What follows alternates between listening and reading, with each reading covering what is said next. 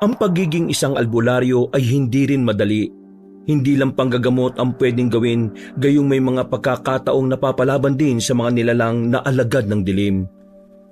Nangyari ang karanasang ito nang binata pa lang ako at kasama ko ang kapatid kong si Ashley. Para lubos po ninyong maintindihan ng lahat, hayaan po ninyo akong isalaysay ito. Pinagpalang araw po sa inyong kabanong at sa kapwa mga kabangers po natin. Ako po si Atong, kabanong, mga kabangers at mga kayanggaw. Ito ang aking kwento.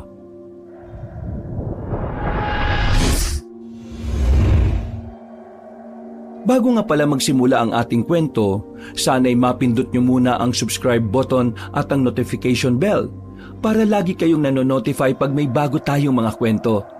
Pakibisita at pakisuportahan na rin ang iba pa nating mga channel.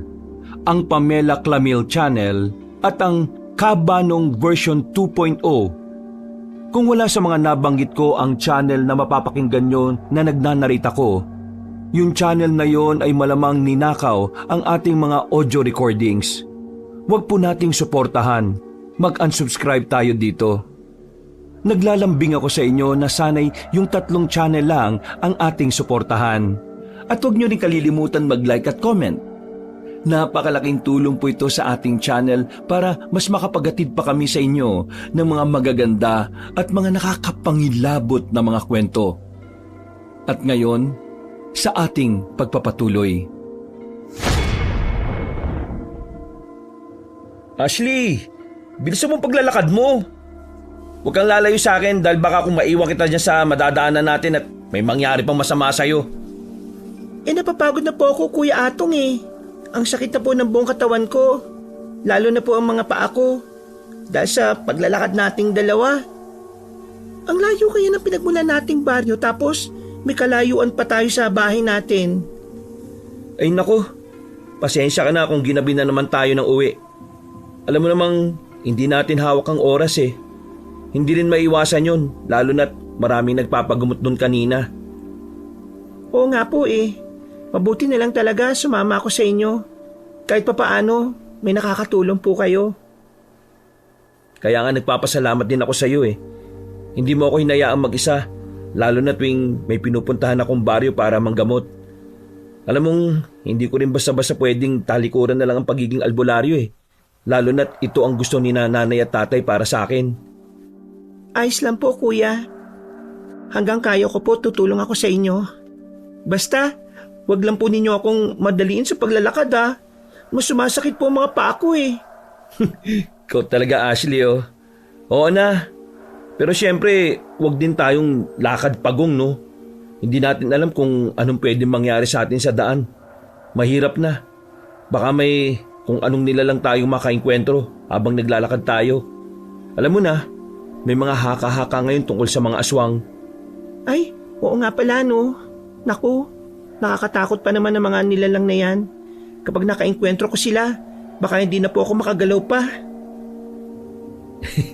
Hindi ka dapat matakot sa mga aswang, Ashley. Sabi nga ni nanay at tatay sa atin noon, wala tayong dapat katakutan maliban sa Diyos na nagbigay sa atin ng buhay. Marahil, naalala mo rin yung sinabi nila sa atin na kapag nagpakita tayo ng takot sa mga nilalang ng kampo ng kasamaan gagamitin nila yon bilang kahinaan natin. Opo, Kuya. Hindi ko nakakalimutan yung mga sinabi noon sa atin ni nanay at tatay. Kaya kung sakali mang may makainkwentro tayong nilalang na alagad ng dilim gaya na lang ng aswang, hindi tayo dapat magpasindak sa kanila. Maging matapang tayo sa pagharap sa kanila. Para naman hindi nila masabing mahina tayo. Dahil kaya nila tayong takutin. Aaminin kong tama po kayo, Kuya Atong. Hayaan po ninyo. Sakaling may makaharap tayo, tatandaan ko po mga sinabi ninyong ito. Mabuti naman kung ganon. Natahimik na ng mga oras na yon si Ashley. Hindi na rin ako nagsalita pa, kabanong. Nagpatuloy lang kami sa paglalakad naming dalawa. Hindi ko na lang siya minadali sa paglalakad dahil kitang-kita na rin sa mukha ng kapatid ko ang pagod. Minabuti ko na lang na maging alerto at mapagmatsyag sa paligid naming dalawa nang sa ganun ay masiguro kong walang nakasunod sa amin. Nasa kalagitnaan kami ng paglalakad namin nang sa hindi inaasahan, may narinig kaming ingay. Napahinto kaming dalawa sa paglalakad namin. Kuya Atong, mukhang sa masukal na bahaging yun nagmumula yung ingay na yun ah. Tama ka, Ashley. Parang may kung anong kinakaladkad at napapadaan sa mga tuyong dahon na naroon. Oo nga po eh. Hindi kaya may kinakaladkad talaga nun, kuya? Ang mabuti pa, aalamin ko. Mayroon ka na muna rito at ako nang pupunta doon para tingnan kung anong nangyayari. Hindi po ako magpapaiwan dito, Kuya Atong. Sasama na ako sa inyo. O siya, sige. Sumunod ka na lang sa akin. Huwag na lang tayong gumawa ng kahit na anong ingay Nang sa ganun hindi rin tayo maramdaman ng kung anong nilalang na may gawa ng ingay na yon. Sige po, Kuya. Tara na.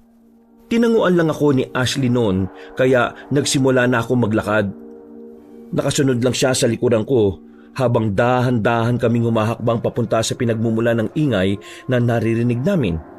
Habang palapit kaming dalawa ron, bigla namang naging tahimik ang paligid.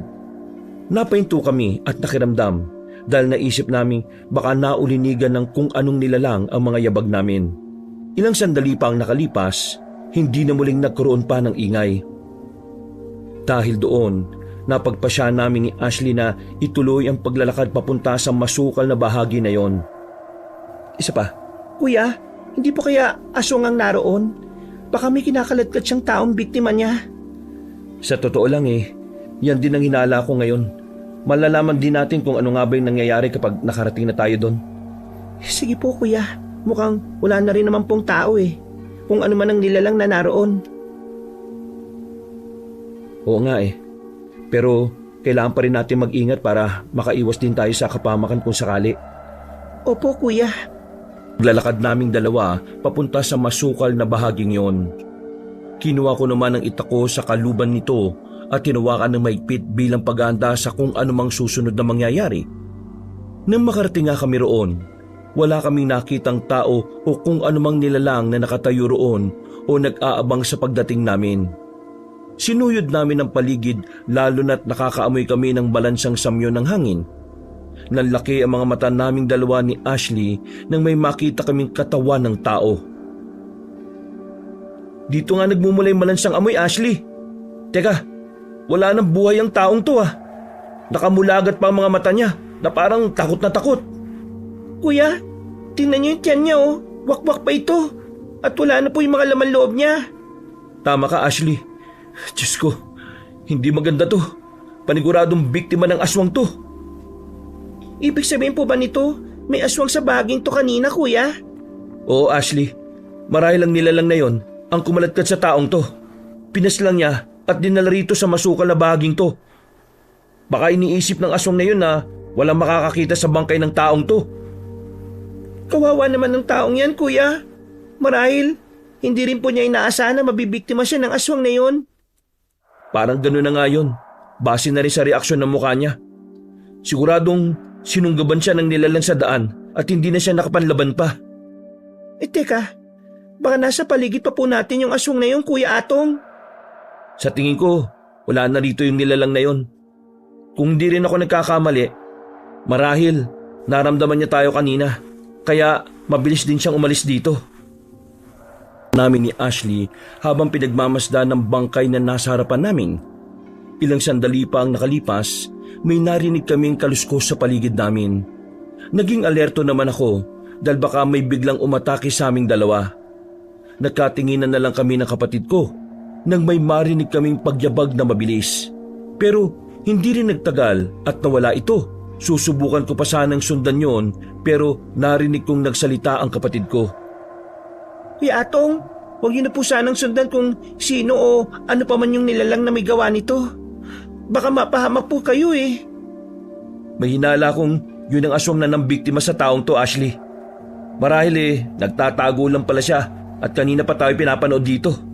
Ang hindi ko lang din maintindihan, bakit hindi ko man lang naramdaman yung presensya niya o kahit man lang yung enerhiyang taglay niya bilang isang albularyo, dapat maramdaman ko yun Baka masyado lang po nating naituon yung atensyon natin sa bangkay na nakita natin, Kuya Atong.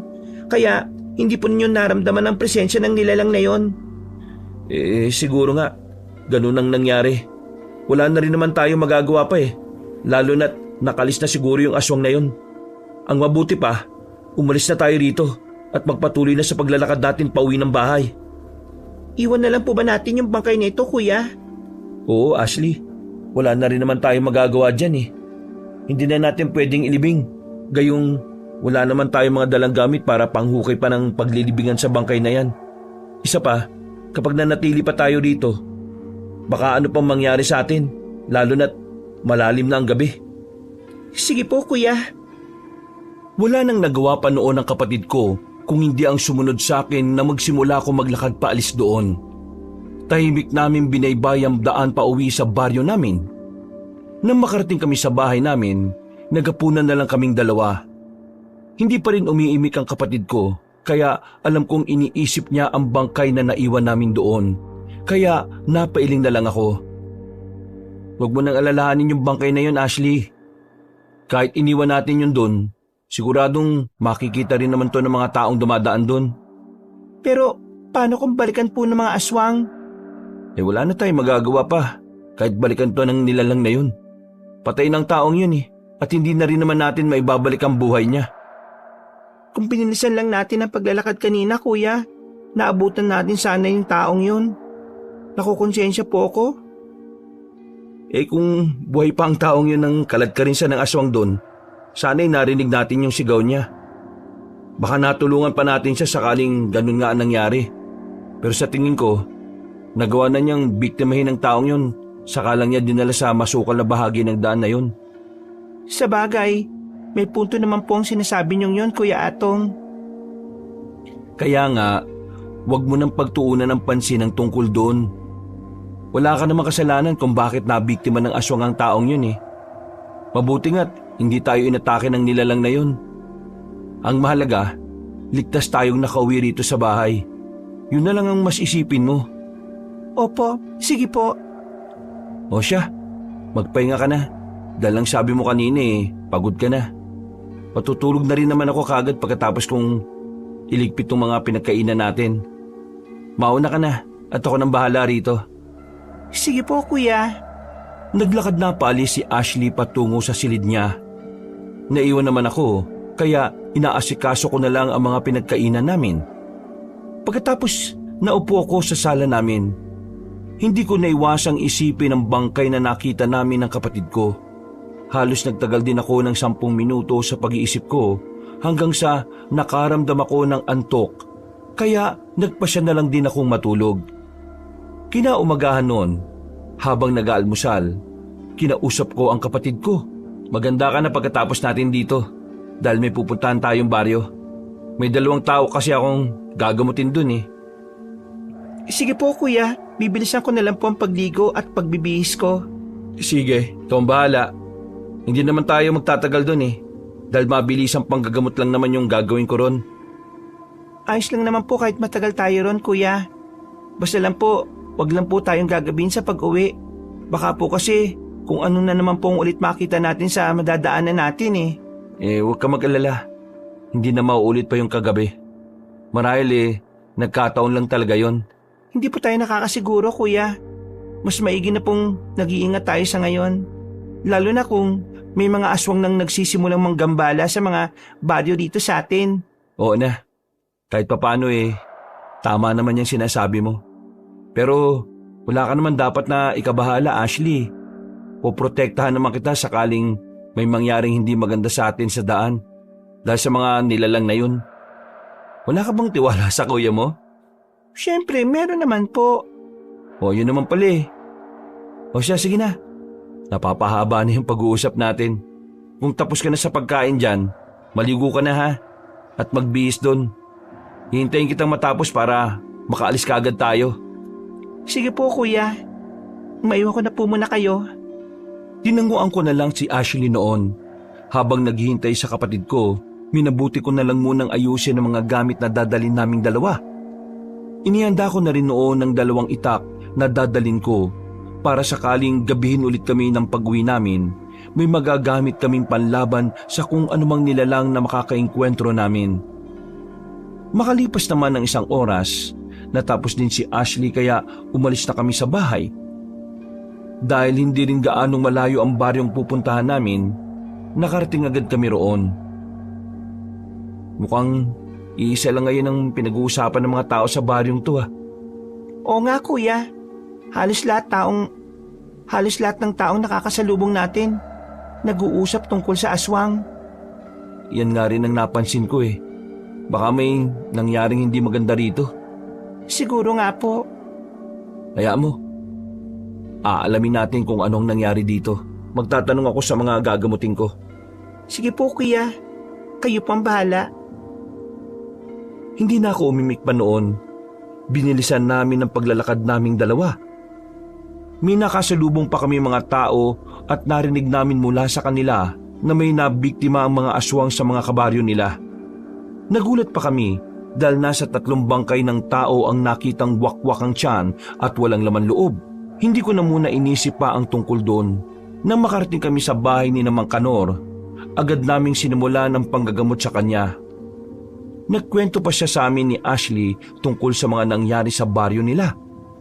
Nang maiwan kami ng kapatid ko sa sala ng bahay nila dahil may kinuha sa silid niya ang lalaki, nag-usap kami ni Ashley. Kuya, tama po pala ang mga narinig natin kanina mula sa mga taong nakasalubong natin.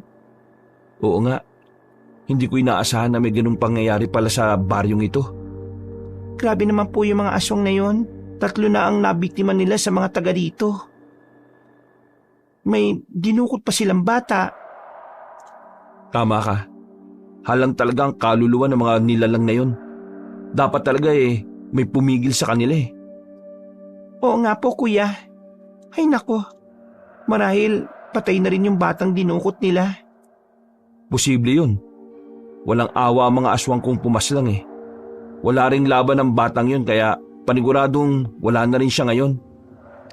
Ay nako, siguradong gaya ng mga nabiktima ng mga aswang na yon, makikita na lang din ang katawan ng mga batang yun na wakwak ang tiyan pero walang laman loob dahil nilantakan ng mga nilalang na yun.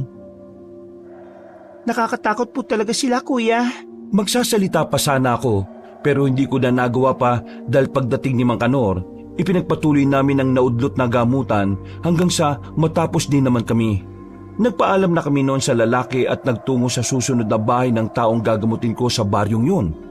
Sa kasamaang palad, hindi natuloy dahil may mahalagang pinuntahan ng taong yon. Dahil wala na kaming gagawin pa ron, nagpasya na lang kaming umuwi sa bahay namin. Nadaanan ulit namin ang masukal na bahagi kung saan nakita namin ang bangkay ng isang tao ng nakaraang gabi. Napahinto pa kaming 2 roon. Kung dito tayo dumaan, kanina pa sana natin nalaman na wala na sa bahaging ito yung bangkay na nakita natin dito. Marahil, nailibing na yung mga taong nakakita. Baka nga po, tama kayo kuya. Bawat araw na lumilipas, mukhang nadadagdagan ng mga nabibiktima ng aswang na yun . Hindi na maganda to. Dahil magkasunod na baryo na ang kanilang pinupunterya. Yun din po ang kinakabahala ko ngayon Kuya Atong. Baka sa susunod po, sa atin na po sila maghanap ng susunod nilang bibiktimahin. Subukan lang nila. Kung sa mga naunang baryong pinunterya nila walang pumigil sa kanila, sisiguraduhin kong kapag napunta sila sa atin, hindi ako magdadalawang isip na pigilan sila. Lalabanan ko sila kung yan ang kinakailangan gawin para matigil ang masamang gawain nila. Susuportahan po kita kuya. Kahit medyo may takot pa ako sa mga nilalang na yon, hindi po ako makakapayag na mag-isa kayo makipaglaban sa kanila. Hindi dapat sila kinatatakutan, Ashley. Takot ang makakapagpabagsak sa iyo kapag yun ang pinairal mo. Kapag pinili mo ng makipaglaban sa mga aswang, huwag kang magpakita ng kahit na anong kahinaan. Sige po Kuya Atong, tatandaan ko po ang sinabi ninyo. Nasa ganoong sitwasyon kami ni Ashley nang may maramdaman akong presensya sa likuran naming dalawa. Napalingon ako at ganon din ang kapatid ko at nakita namin ang isang lalaki na nakatayo. Nakatingin siya sa amin habang nakangiti. Hindi siya pamilyar sa akin kaya inisip ko na dayo o kaya mula sa ibang baryo. Mukhang nagulat ko kayong dalawa dahil sa biglang pagsulpot ko. Pasensya na kayo ha. At sa hindi ko man kagustuhan narinig ko yung pinag-uusapan ninyo. Wala po yun. Huwag na lang po ninyong isipin kung ano pa ang narinig nyo mula sa amin ng kapatid ko. Gustuin ko mang hindi lang din isipin mukhang imposible. Lalo na tungkol sa aswang ang pinag-uusapan ninyo. Bakit naman po ninyo nasabi yan? Alam kasi ninyo, hindi lang dito sa baryong ito nagkaroon ng pambibiktima ang mga nilalang na yon. Maging sa pinakadulong baryo kung saan ako nagmula. Marami na rin silang nabiktima ron. Ngayon, masasabi ko talagang nagsimula ng magasik ng kasamaan nila ang mga aswang. Ay, kailangan silang mapigilan bago pa man mas lumala ang kanilang pambibiktima. Tama ka, iho. Gusto ko yung pagiging maangas mo. Parang wala kang kinatatakutan Dahil wala naman po akong dapat katakutan Hindi naman po sa pagmamayabang pero alam kong kaya kong makipaglaban sa mga aswang at matatalo ko sila. Sige, iho. Pero mag-iingat ka rin dahil hindi lahat ng aswang may hina. Baka kasi matsyempohan nung malakas na aswang ang makalaban mo. At sa halip na ang nilalang na yun ang mapaslang mo baka bumaliktad ang sitwasyon ninyo. Bagya akong nakaramdam ng inis dahil sa sinabi ng lalaking kausap namin. Iniisip ko na parang minamalit niya ang kakayahan ko. Kahit na ganon, hindi ko naman ipinahalata sa kanya na medyo naapektuhan ako sa sinabi niya. Nginitian ko lang siya at hindi na tumugon pa. Niyaya ko na lang si Ashley na umalis na kami roon. Nagpaalam naman kami sa lalaking kausap namin at iniwan na siya roon. Nang medyo nakakalayo na kami sa kanya, napalingon ako pero hindi ko na siya nakita pa. Kuya, hindi man lang po natin natanong ang lalaking yun kung ano pong pangalan niya. Hindi na mahalaga yun, Ashley. Hindi na rin naman natin makakasalamuha ang taong yun Hindi tayo sigurado sa bagay na yun, kuya. Sa susunod na makita natin ang taong yun, tatanungin ko na lang kung anong pangalan niya. Pansin ko kasi na interesado rin siya sa mga aswang Ay nako, ikaw ang bahala. Wala akong pakialam kung interesado siya sa mga aswang o hindi. Kung gusto niya rin pigilan ng mga nilalang na yon sa paghasik nila ng kasamaan, di gawin niya. Basta ako, ang pinakamalaga lang sa akin ang kaligtasan nating dalawa. Ano po bang binabalak niyo ngayon, Kuya Atong? Gagawa ko ng paraan para matigil ang mga aswang na yon sa pambibiktima nila. Sakali mang may sumubok ng mambiktima sa baryo natin, abay, di ko sila hahayaang mabuhay pa, no? Hindi na nakaimik pa ang kapatid ko. Binilisan na lang namin noon ang paglalakad naming dalawa. Dahil nakakabahala na ang sunod-sunod na pambibiktima ng mga aswang. Naisipan kong sanayin na lang ang sarili ko sa pakikipaglaban sa tuwing hindi kami nanggagamot ni Ashley. Maging ang kapatid ko ay sumali na rin sa akin sa pag-iensayo para kahit papaano ay may laban din siya kung sakaling makaharap namin ang mga aswang. Sa paglipas pa ng mga araw, umugong na ang balita tungkol sa mga nilalang na yon. Kuya, mukhang hindi na po talaga mapigilan ng mga aswang na yon sa pambibiktima nila. Kahit hindi pa po sila umaabot dito sa baryo natin, marami naman na po silang napaslang sa mga karatig.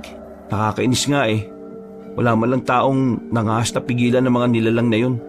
Kumbaga, hinahayaan lang din nila na patuloy na manalasa ang mga aswang na yun sa mga baryo. Oo nga po Paniguradong iniisip din ng mga aswang na dahil walang pumipigil o kumakalaban sa kanila, malaya silang gawin ang nais nila. Pues, kung ganyan lang din naman, hindi na ako maghihintay pa na umabot ang mga aswang na yun sa baryo natin. Ako na mismo ang lalapit sa kanila para puksain sila. Ano pang ibig niyo sabihin, Kuya Atong? Tutugisin ko sila at iisa-isahin ko silang papaslangin. Nang sa ganun mabawasan sila hanggang sa tuluyang silang maubos. Kapag nagawa ko yon, sigurado akong babalik sa dating katahimikan ng mga baryo rito sa atin. Mukhang hindi ko na rin naman po kayo mapipigilan sa gusto niyong gawin, Kuya. Sasamahan ko na lang po kayo kung ganon. Sigurado ka ba sa pasya mong yan? Hindi naman kailangan dahil alam ko namang kaya kong harapin ang mga nilalang na yun kahit na mag-isa ako. Alam ko naman po yun, Kuya Atong. Pero mas mabuti na pong may kasama kayo para may makakatulong po kayo. Sinabi ko naman po sa inyo noon na hindi ko kayo kayang hayaan mag-isa. O sige, kung hindi ko rin naman na mababago yung pasya mo, hindi na kita pipigilan. Basta, ipangako mo lang sa akin na hindi mo hahayaang mapahamak ang sarili lalo na kapag nalagay tayo sa mapanganib na sitwasyon, ha? Opo, kuya. Gagawin ko po ang lahat para hindi mangyari yon. At nang sa ganun hindi po ako maging pabigat sa inyo. Sige, sisimulan natin ang pagtugis sa mga aswang na yon bukas ng gabi. Sige po. Hindi na kami umatras pa ng kapatid ko. Itinuring namin na isang misyon ng pagtugis at pag-ubos sa mga aswang na nananalasa sa mga baryo. Simula nga ng sumunod na gabi noon, umalis kami ng bahay para rumonda. Hindi lang sa baryo namin, kung hindi pati na rin sa mga karatig namin. Sinisigurado namin ng kapatid ko na walang aswang na mananalasa. Sa ilang gabi namin ginawa yon, wala pa kami nakakaengkwentro mga aswang. Nagtaka nga kami kung anong nangyari dahil halos ilang araw na rin kaming walang nababalitaang may nabiktima ang mga ito. Hindi kaya natunugan ng mga nilalang na yun na may gustong tumugis sa kanila? Kaya hindi sila nananalasa ng ilang gabi na? Hindi ko nga po alam, kuya Pero posible naman po yung naiisip nyo. Pwede rin naman pong sa ibang bahay na naman sila nananalasa dahil mainit na sila sa mga taong gaya natin na gusto silang pigilan. Duda ako sa pangalawang sinabi mo, Ashley. Hindi basta-basta aalis o titigil ang mga nilalang na yun sa pananalasa rito sa bayan natin. Lalo na't alam nilang walang pumipigil o gustong kumalaban sa kanila. Pero nakapagtataka dahil ilang gabi na po tayong rumoronda pero wala pa po tayong nakakaharap na mga aswang. Ang mabuti pa, wag na muna nating isipin ang tungkol doon. Pero hindi ibig sabihin, hihinto na tayo agad sa ginagawa natin. Patuloy tayong magro-ronda tuwing gabi at hindi tayo titigil na gawin yon hanggat hindi natin nasisigurong wala nang aswang na gumagambala sa mga baryo rito. Sige po, kuya. Kayo po ang bahala. Ipinagpatuloy na namin ni Ashley ang kung ano man ang nasimulan namin. Hanggang sa isang gabi nga noon, habang naglalakad sana kami papunta sa kabilang baryo para rumonda sana ron, nasa kalagitnaan pa lang kami ng daan ni Ashley. Sa hindi inaasahan ay may nakasalubong kaming batang lalaki. Tumatakbo siya at baka sa mukha niya ang takot kaya nabahala kaming dalawa ng kapatid ko. Nagtaka rin kami kaya nang makalapit sa amin ang bata, napahinto kami at kinausap namin siya. O bata, anong nangyari sa'yo? Bakit duguan yung damit mo? Tulungan po ninyo kami. Inaatake po kami ng mga aswang. Totoo ba yung sinasabi mo, bata? Opo, ate. Naiwan ko nga po yung tatay ko para humanap ng mahihinga ng tulong Kuya, kailangan nating tulungan ng batang ito. Mukhang nanganganib ang buhay nila ng ama niya sa mga aswang na yon. Sige Ashley, gagawin natin yon. Bata, dali mo kami sa kinaroroonan ng tatay mo. Tutulungan namin kayo. Sige po, pero sigurado po ba kayong tutulungan nyo kami? Oo naman, kapag sinabi ko ginagawa ko. O siya, tayo na. At baka kung ano nang nangyayari sa ama mo. Napatango na lang ang bata sa sinabi ko. Nagpakilala siya sa amin na siya si Dan. Kaya ganun din ang ginawa namin ni Ashley sa kanya. Tinanong pa namin kung bakit inatake sila ng mga aswang. Tumugon naman ang batang lalaki na pauwi na sana sila ng tatay niya sa kanilang baryo pero tinambangan sila ng mga aswang. Dahil doon, wala nang nagawa ang ama niya kung hindi labanan ng mga nilalang na yon. Umalis ang batang lalaki at iniwan ang tatay niya para humingi ng tulong. Bilisan na po natin ang pagtakbo natin. Kuya Atong, Ate Ashley, baka po kasi may nangyari na pong masama kay tatay Sige Dan, huwag kang gaano mabahala sa tatay mo. Paniguradong hindi niya hahayaang mapahamak siya dahil alam niyang may iwan ka niya. Sana nga po, kuya. Hindi na ako nakaimik pa noon. Ipinagpatuloy namin ang pagtakbo namin hanggang sa nakarating kami sa bahay kung saan iniwan ni Dan ang kanyang ama. Walang tao roon o kaya aswang, kaya nagtaka kami kung anong nangyari. Naisip pa namin na baka napagtripan lang kami ng bata at hindi totoo ang sinabi niya. Dan, sigurado ka bang dito sa bahaging iniwan ng tatay mo at ang mga aswang nakalaban niya? Opo, Ate Ashley. Hindi po ako pwede magkamali. Kung ganon, bakit wala sila rito? Hindi ko rin po alam, Kuya Atong. Basta sigurado po akong dito ko lang iniwan si tatay na nakikipaglaban po sa mga aswang eh. Baka nasa paligid lang din naman sila. Ang kailangan lang natin gawin ngayon ay ang hanapin sila. Tama po kayo, Kuya. Huwag na po tayo mag-aksaya ng oras natin. Suyurin na po natin ang paligid. Sige, tayo na. Hinanap namin kung nasaan noon ang ama ni Dan. Sa hindi kalayuan, may natatanaw kaming gumagalaw. May naulinigan kaming mga pagsigaw. Nakilala ni Dan ang boses na yon na kanyang ama. Kaya dali-dali kaming nagtungo sa bahaging yon. Pagkarating namin doon, nakita nga namin ang isang lalaki na nakikipaglaban sa mga mababalahibong nilalang. Marami ang mga aswang na naroon kaya ganun na lang ang pagkakabahala ni Dan. Si tatay pong nakikipaglaban na yun, ate. Kuya, hindi. Mas marami na po ang kalaban niya ngayon kung ikukumpara po kanina. Kung sumugod na po tayo at tulungan natin ang ama ni Dan, Kuya. Sandali lang, Ashley. Mukhang mahindi tama rito eh. Huwag na po tayo mag-isip ng ganon, Kuya. Tara na po. Kahit ramdam kong parang may mali ng mga oras na yon, wala na akong nagawa pa ng sumugod si Ashley sa mga aswang para tulungan ang ama ni Dan. Sumugod na lang din ako dahil ayaw ko rin mapahamak ang kapatid ko na makalapit kami sa tatay ng bata. Napag-alaman namin na yun ang lalaking nakausap namin noon ng kapatid ko. Hindi naman siya nagulat nang makita niya kami. Tumulong kami sa kanya sa pakikipaglaban sa mga aswang. Napansin kong may mga natamo siyang sugat mula sa mga kalaban niya. Kami na po ang bahala sa mga aswang na ito.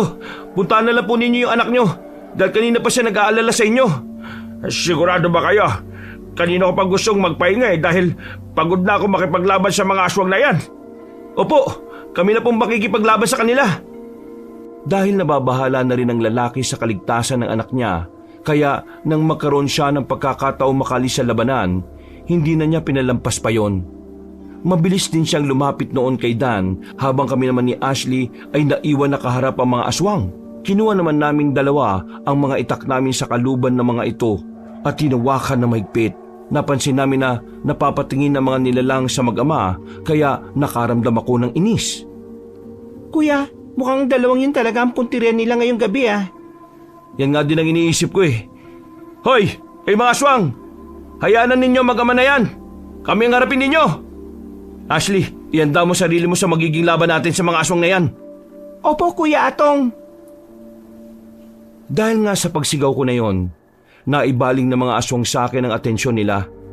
Nagsiangilan pa sila kaya minabuti namin ng kapatid ko na maganda sa pag-atake nila. Kahit marami ang mga nilalang nakatapat namin, hindi ako nakaramdam ng takot sa kanila. Ganon din naman ang kapatid ko, kaya kahit na papaano, alam kong wala akong ganong ipag-aalala kapag nagsimula na kaming makipagpambuno sa mga aswang na yon. Ilang sandali pa nga ang nakalipas, unang sumugod sa amin ang dalawa sa mga ito. Mukhang minamalit yung kakayahan namin ni Ashley ah. Tara, ipakita natin sa kanila kung anong kaya natin gawin sa kanila. Sige po, Kuya. Makakaasa po kayo. Magagamit ko na rin po mga naituro niyo sa akin. Tayo na, salubungin natin sila. Nauna na akong tumakbo noon para salubungin ng mga kalaban namin at sumunod ang kapatid ko. Dahil dalawa pa lang naman ang mga katunggali namin, hindi kami gaanong nahirapan sa kanila. Tigi-isa kami ng katapat ni Ashley kaya malaya rin kaming gawin kung anong maisipan namin sa mga nilalang. Itinuon ko na lang muna ang focus ko sa pakikipaglaban at hinayaan ko na lang ang kapatid ko at nakakaya rin naman niyang sabayan ang kalaban niya. Ilang beses akong sinubukang hulihin ng aswang na katapat ko pero bigo siyang mahuli ako. Kuya, agresibo mga kalaban at magagaling silang umilag. Huwag kang panghinaan ng loob. Isipin mong mahihina lang ang mga nilalang na ito kaya makakaya mong pabagsakin yan. Lalo na yung kalaban mo. Sige po, susubukan ko pong bilisan ang pagpaslang sa isang ito. Hindi na ako umimik pa at patuloy na nakipaglaban sa aswang at sunod-sunod na umatake yun sa akin. Nainis naman ako sa nilalang na yon dahil namumuro na siya sa pagsugod sa akin kaya minabuti ko na rin na gantihan siya. Umiwas ako nang subukan niya akong kalmutin. Walang pag-aalinlangan ko siyang tinaga noon gamit ang itak na hawak ko. Inakala kong matatamaan ko siya pero naiwasan niya ito. Hindi na ako nag-aksaya ng oras ko at sunod-sunod ko rin siyang pinagtatataga. Napansin kong nahihirapan na siya hanggang sa natamaan ko na nga ang kanyang dibdib. Tapos ka na sa akin ngayon! Tatapusin na rin kita! Napangisi ako noon dahil sabay namin pinaslang ng kapatid ko ang kalaban naming dalawa. Napahiyaw na lang ang mga ito nang walang awa namin silang inundayan ng pagtaga hanggang sa mawalan sila ng buhay. Napatingin agad kami sa mga kasamahan nila na noon ay galit at matalim na nakatitig sa aming dalawa. Sige, kung sino pang gustong matulad sa mga kasamahan ninyo, sumugod lang kayo sa amin. Tinutugis na rin naman namin kayo eh. Kaya iisa-isahin namin kayong paslangin hanggang sa tuluyan kayo maubos. Kuya, mukhang mahihirapan tayo sa kanila kapag sabay-sabay silang sumugod sa atin. Huwag kang mabahala. Kahit ilan pa silang maging katapat natin, makakaya natin sila, Ashley. Tinunguan na lang ng kapatid ko ang sinabi kong yon. Nagsiangilan naman ng mga aswang na natitira sa mga makakalaban namin. Nagkatinginan pa silang lahat noon na parang nag-uusap at nagbibigay ng senyales sa bawat isa. Naghintay na lang kami sa kanila hanggang muli silang napatingin sa amin. Pinagsabihan ko ang kapatid ko na susugod na ang mga aswang at hindi nga ako nagkamali dahil mabilis na umatake ang mga ito. Sabay nga silang lahat, kuya. Akong bahala sa kanila. Pero kapag may sumugod sa'yo, labanan mo na lang ha. Huwag kang magpakita ng kahit na anong takot. Tandaan mo ang sinabi ko sa'yo noon? Opo, kuya. Masusunod po. Nilakasan ni Ashley ang loob niya ng mga oras na yon. Sumugod nga sa kanya ang dalawang aswang habang pinupuntirian naman ako ng iba sa kanila. Wala na kaming nagawa noon kung hindi ang makipagpambuno sa kanila. Hindi ako nagpatinag sa mga nilalang na yon kahit alam kong may posibilidad akong maalangan kapag pinagtulungan nila ako. Buong tapang ko silang hinarap at bawat aswang na lalapit sa akin, buong lakas kong pinagtatataga. Kahit magsabay-sabay pa kayo lahat, hindi nyo kami mapapabagsak. Kuya, mag-iingat ka. Lalo na't mas marami kang kalaban. Huwag mo kong alalahanin. Kaya ko sila.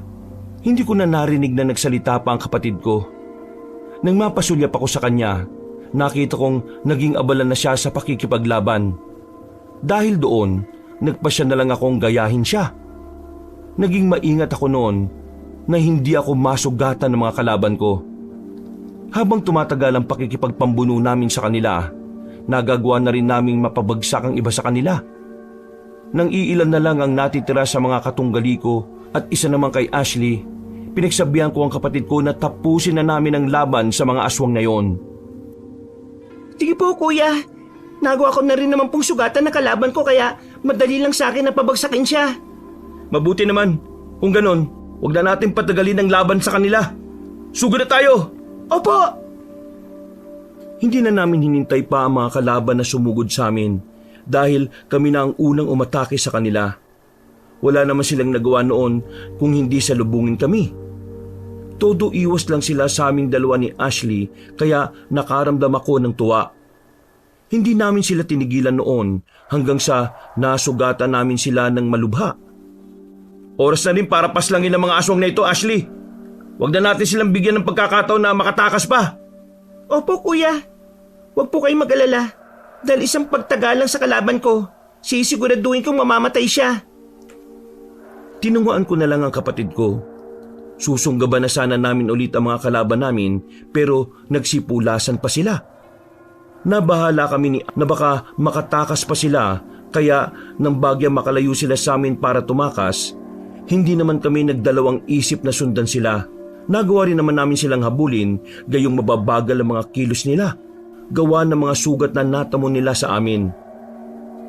Narinig kong napasigaw ng malakas ang kapatid ko noon at pagtingin ko sa kanya, nagawa na niyang pabagsakin ang kalaban niya dahil nataga niya ang nilalang sa batok. Hindi naman ako nagpatalo noon at tinuluyan ko na rin ang mga katunggali ko. Kapag sinabi kong walang makakataka sa inyo, gagawin ko. Ngayon, wala na rin natitira sa inyo, kaya hindi na kayo makakapagsumbong sa mga kasamahan ninyo. Ano na po ang susunod na gagawin natin, Kuya Atong? Wala na po tayong natitirang kalaban sa ngayon eh. Kailangan natin balikan si Dan at ang ama niya para alamin kung maayos lang ba ang kalagayan nila. Sige po, Kuya. Siguradong wala na rin naman po mga aswang na pupunta rito. Siguro nga. Tayo na, puntahan na natin yung mag-ama. Baka kailangan pa ng tulong ng ama ng batang yon. Lalo na't may natamo siyang sugat mula sa pakikipaglaban sa mga aswang na yon. Sige po. Dahil medyo nakalayo na kami sa mag-ama, nang habulin namin ang aswang na kalaban namin, minabuti namin balikan sila sa kung saan namin sila naiwan. Nang makarating kami ron, ganun na lang ang pagtatakang naramdaman namin ni Ashley dahil hindi namin sila nakita roon. Kahit magpalinga-linga kaming dalawa ng kapatid ko, hindi na namin sila mahanap pa. Nako, mukhang umalis na yung dalawang yun . Hindi man lang nila tayo hinintay na makabalik dito para malaman natin kung kumusta ang sitwasyon nila. Baka kanina pa nga sila umalis, Kuya. Hindi lang po talaga natin namalayan dahil naging abala tayo sa pakikipaglaban sa mga aswang na yon. Sa bagay, posible nga yung iniisip mo. Ang mabuti pa, hayaan na lang natin sila. Ang mahalaga nagawa natin silang tulungan sa mga nilalang na yon. Napas lang pa natin ang mga ito, kaya nabawasan na ang mga aswang na posibleng manalasa sa mga baryo. Sigurado po kayong hindi na natin sila hahanapin, Kuya Atong? Baka po, hindi pa sila nakakalayo eh. Sabi nyo, mukhang kailangan ng tulong ng ama ni Dan. Kaya baka ano rin po ang mangyari sa kanya sakaling hayaan po natin silang... Sakaling hahayaan po talaga natin silang dalawa. Gusto mo bang hanapin pa natin sila? Pwede rin naman po, Kuya. Isa pa po, ipagpapatuloy naman po natin ang pagronda kaya habang ginagawa natin yon, subukan natin silang hanapin. Oo nga. Sige, tama naman yung sinabi mo. Naisip ko na sa sitwasyon ng ama ni Dan, baka hindi niya nakayanin pa na makipaglaban sa ibang mga aswang na posible nilang makaengkwentro. Oo nga po, yun po talagang inaalala ko eh. Kapag nangyari po yun, baka tuluyan pa silang mapahamak sa mga aswang at maging sila mabiktima na rin ng mga ito. Kung ganun, halika na. Simulan na ulit natin ang paglalakad para rumonda habang isinasabay ang paghahanap sa kanila. Hindi na umimik pa si Ashley kaya namagitan sa amin ang katahimikan. Naging panay ang paglingon namin noon sa nadadaanan namin dahil umaasa kaming makikita namin si Dan at ang tatay niya. Pero bigo kaming dalawa. Nawalan na rin kami ng pag-asa noon na mahanap pa namin ang mag-ama dahil baka nakalayo na talaga sila.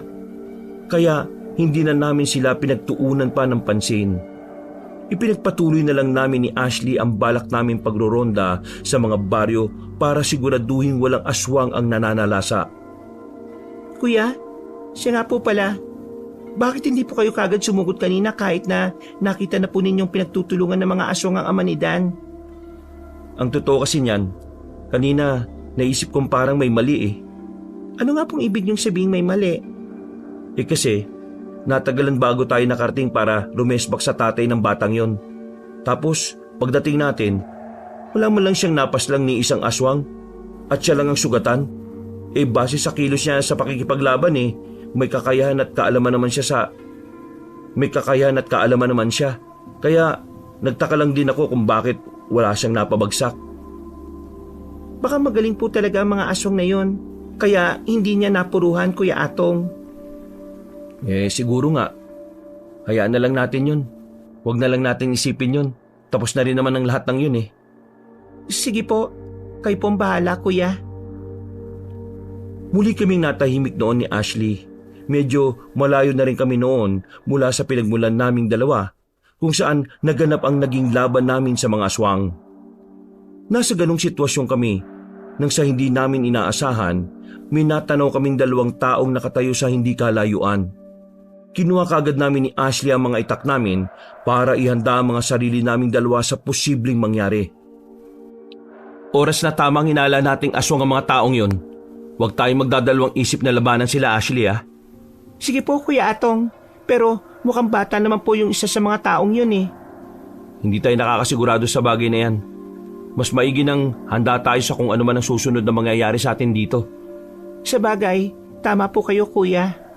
Magdahan-dahan na lang muna tayo nang sa ganun hindi nila maramdaman agad ang presensya natin. Mukha pa namang abala mga yun sa kung ano ang mga ginagawa nila. Sinang-ayunan ni Ashley ang sinabi ko. Dahil doon, sinubukan naming hindi makagawa ng ingay habang humahakbang kami palapit sa kanilang dalawa. Nang medyo malapit na nga kami sa dalawang tao na yon, napansin namin ni Ashley na pamilyar sila sa amin. Napatigil kami ng kapatid ko sa paglalakad at nakatinginan kaming dalawa. Minatyagan namin ang dalawang tao na yon at pareho kami ng hinala. Ang ipinagtataka lang namin ay kung anong ginagawa nila gayong nakatingala sila sa bilog na buwan ng gabing yon. Kuya, hindi tayo pwede magkamali na sinaddan yan at ang ama niya. Tama ka, Ashley. Ano kaya kung lapitan na natin sila at alamin kung anong ginagawa nila? Hindi ko rin inaasahan na makikita pa natin sila dito at nasa ganitong sitwasyon pa.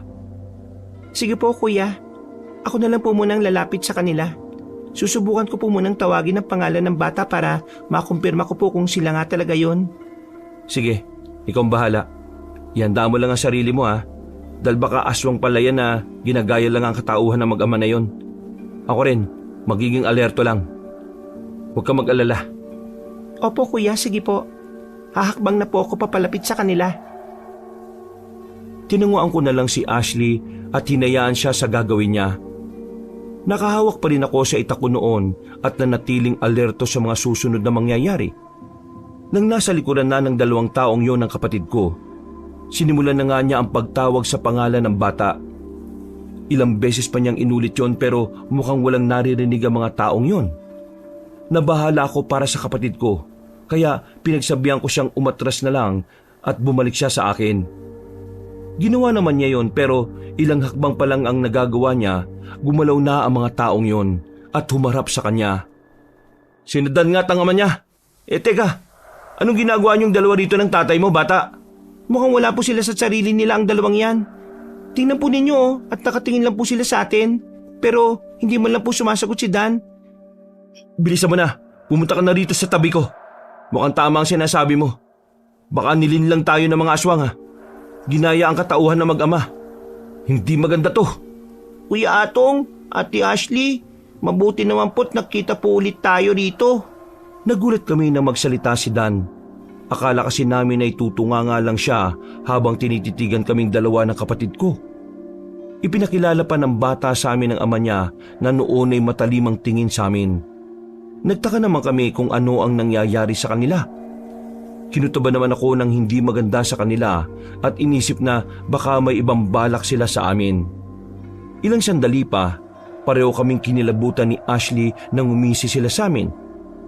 Kuya, sabihin nga po ninyo sa akin na hindi ako namamalikmata dahil nakikita ko ngayon na nagbabaga po mga mata nilang dalawa eh. Tama ang nakikita mo, Ashley. Sinasabi ko na nga bang tama ang hinala ko eh. Aswang ang mga yan. Ibig sabihin po nito, aswang ang mag-amang yan? Oo, ganun na nga yun. Nilinlang nila tayo, Ashley. Mukhang may balak silang gawin sa atin kaya kailangan natin maging maingat. Sa kanila. Sige po, Kuya. Hindi ko po inaasahan na mangyayari ito. Napatras kami noon ng kapatid ko nang mapansin na nga naming unti-unting nagbabago ang anyo ng mag-ama. Makalipas pa ang ilang sandali, tuluyan na nga silang naging aswang. Hindi namin inaasahan ng pangyayaring yon, gayong akala namin ay karaniwang tao lang din sila gaya namin. Wala rin kasi akong naramdamang kakaibang enerhiya sa kanila para maalaman kung aswang silang dalawa. Ano bang pakay niyo sa amin? At bakit niyo ginagawa to, ha? Tinulungan namin kayo, ha? Kaya hindi ko akalain ganito ang kapalit ng tulong namin sa inyo. Hindi na namin kasalanan kung tinulungan niyo kami at nahulog kayo sa patibong namin ng anak ko. Pasalamat ka kayo dahil hindi ko kagad itinuloy kanina ang plano kong paslangin dahil nakiusap din si Dan sa akin na sa susunod na lang namin kayo paslangin.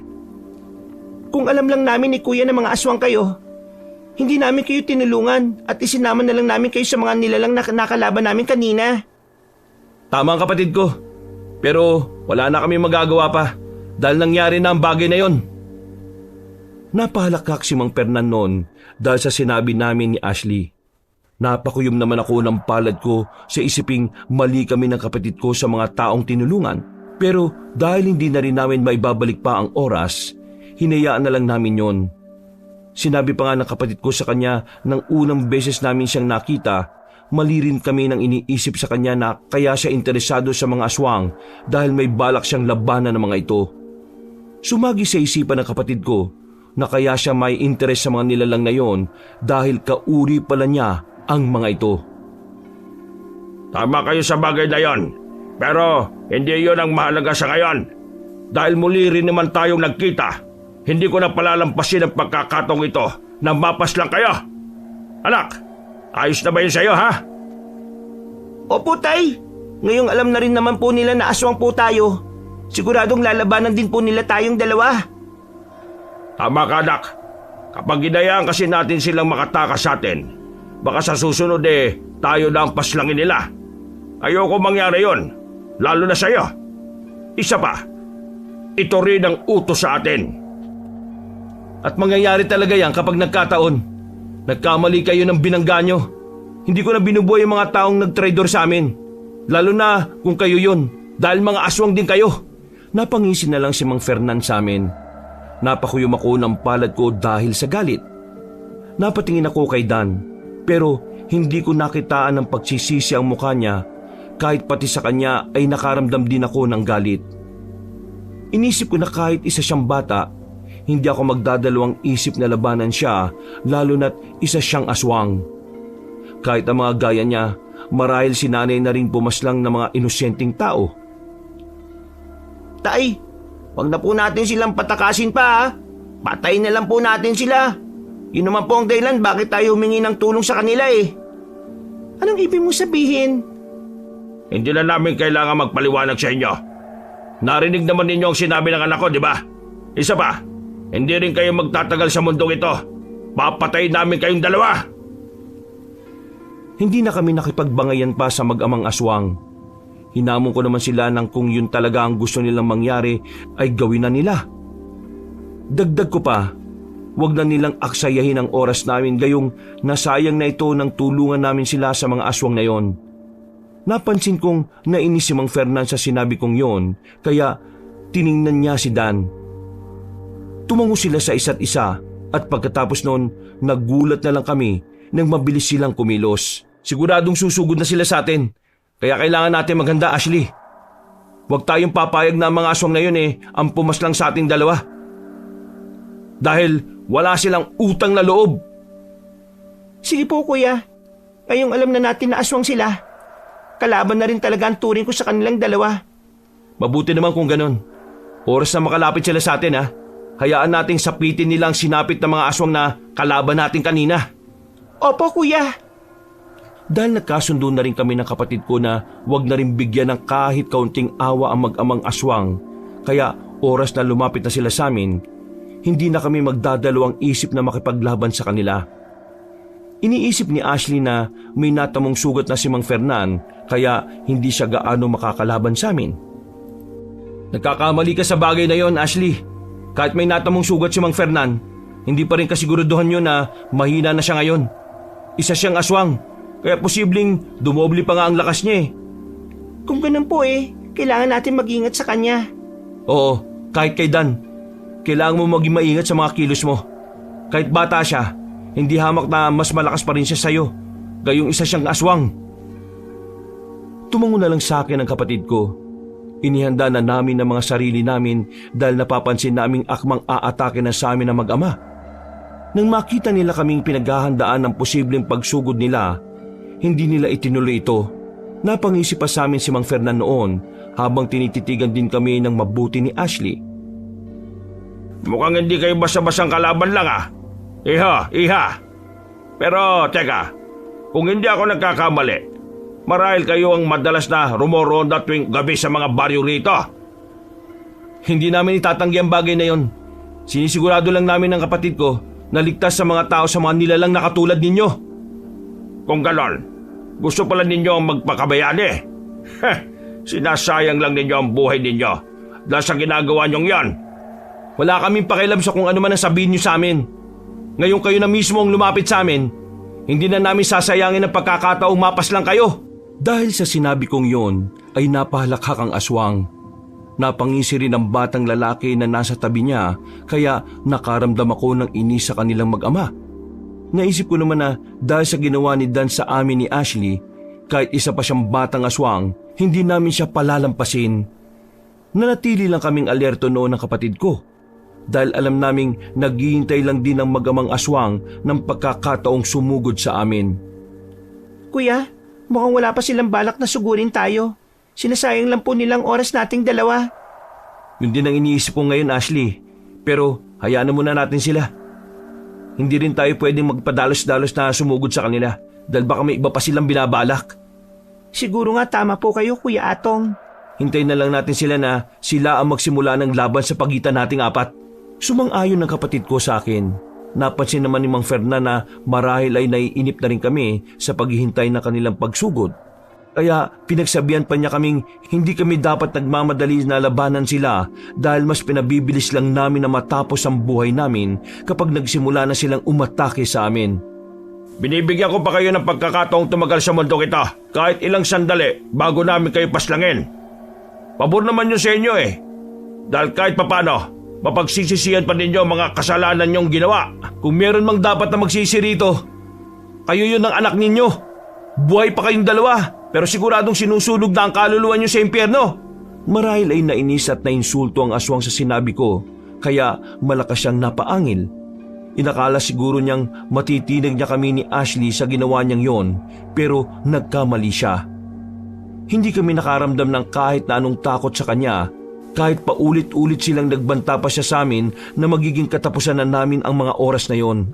Napangisit na pailing na lang ako noon pero hindi na ako umimik pa. Ilang sandali pa, hindi nga kami nagkamali dahil mabilis silang sumugod sa amin. Kalaban ko si Mang Fernan habang si Dan naman ay katapat ng kapatid ko. Huwag kang mag-aalala lang saktan ng batang yan, Ashley. Mas mabuting siya ang mapaslang mo at hindi ikaw ang magawa niyang patayin. Opo, Kuya. Susubukan ko pong talunin siya. Alam mo na ang gagawin mo, anak. Opo, Tay. Nang tuluyan silang makalapit sa amin, nagsimula na nga ang pakikipaglaban namin sa kanilang mag-ama. Itinuon ko naman ang atensyon ko sa pag-atake kay Mang Fernan at tinayaan naman ang kapatid ko na dumiskarte sa pakikipagpambuno niya sa batang aswang. Dahil napapangisi sa akin ang nilalang na katapat ko, mas nadagdagan ang pagnanais ko na mapas lang siya. Kaya namin kayong paslangin agad kung gugustuhin namin ang anak ko. Pero syempre, pahihirapan muna namin kayo. Dahil mas magiging maganda ang laban kapag nakikita naming hirap na kayong sabayan kami. Siguraduhin lang ninyo ang bagay na yon. Dahil kung hindi nyo kami pahihirapan ng kapatid ko, baka kabaliktaran pa mangyari. Tingnan natin kung hanggang saan ka dadalhin ang pagiging maangas mo. Inisip ko naman noon na papuri ang sinabi ni Mang Fernan na maangas ako. Nagpatuloy ang laban sa pagitan naming apat ng mga oras na yun. Walang gustong magpatalo sa bawat isa sa amin. Habang tumatagal, napapansin ko naman na mas nag-iibayo pa ang lakas ni Mang Fernan. Kahit na ganoon, hindi ako nagpakita ng pagkabahala o kahit kaunting takot sa kanya. Mabilis pa rin akong sinugod noon pero naiwasan ko siya. Dahil maliksi ang kilos niya, hindi ko man naiaangat ang kamay kong may hawak ng itak, agad siyang nakaalis harapan ko. Mukhang hindi nangyari ang inaasahan niyo, Mang Fernan ah. Hanggang ngayon hindi pa rin niyo ako nagagawang sugatan eh. Huwag kang pakampante, binata. Pinapainit ko lang naman ang laban natin. Baka magulat ka na lang mamaya.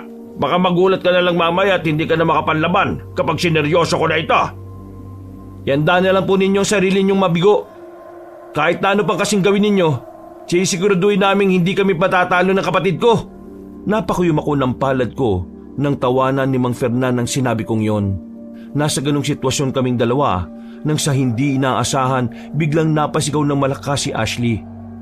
Bahagya akong napalayo sa nilalang na kalaban ko at napatingin sa kapatid ko. Ganun na lang ang gulat ko nang makita kong nakahawak na siya sa kanyang tiyan. Nakabaon din doon ang mahabang kuko ng batang aswang. Mukhang matatalo ng anak ko ang kapatid mo, binata. Tignan mo, oh, at nagawa na siyang sugatan ni Dan. Hindi maganda to. Hindi ko hahayaan na tuluyan niya ang kapatid ko. Kailangan kong tulungan si Ashley. Kuya! Hindi na nga ako nag-alangan pa noon na tumakbo para puntahan ang kapatid ko. Sinubukan pa akong harangan ni Mang Fernan pero bigo siyang magawa yon. Itinulak naman noon ni Ashley si Dan at dahil medyo napalakas ang puwersa niya, nawala ng balanse ang batang aswang kaya nabuwal siya sa lupa. Agad kong nilapitan ang kapatid ko nang mapansin kong matutumba siya. Mabuti na lang at hindi natuloy kaya inalalayan ko na lang siya. Sakto namang naging abala rin si Mang Fernan sa pag-asikaso noon kay Dan kaya hindi nila naituon ang pansin nila sa amin. Hindi pwede manatili tayo rito sa ganitong sitwasyon mo, Ashley. Kailangan nating umalis muna nang sa ganun hindi ka mapuruhan. Sige kuya, kung ganon tayo na po habang hindi pa nakatingin sa atin ng mga aswang na yon.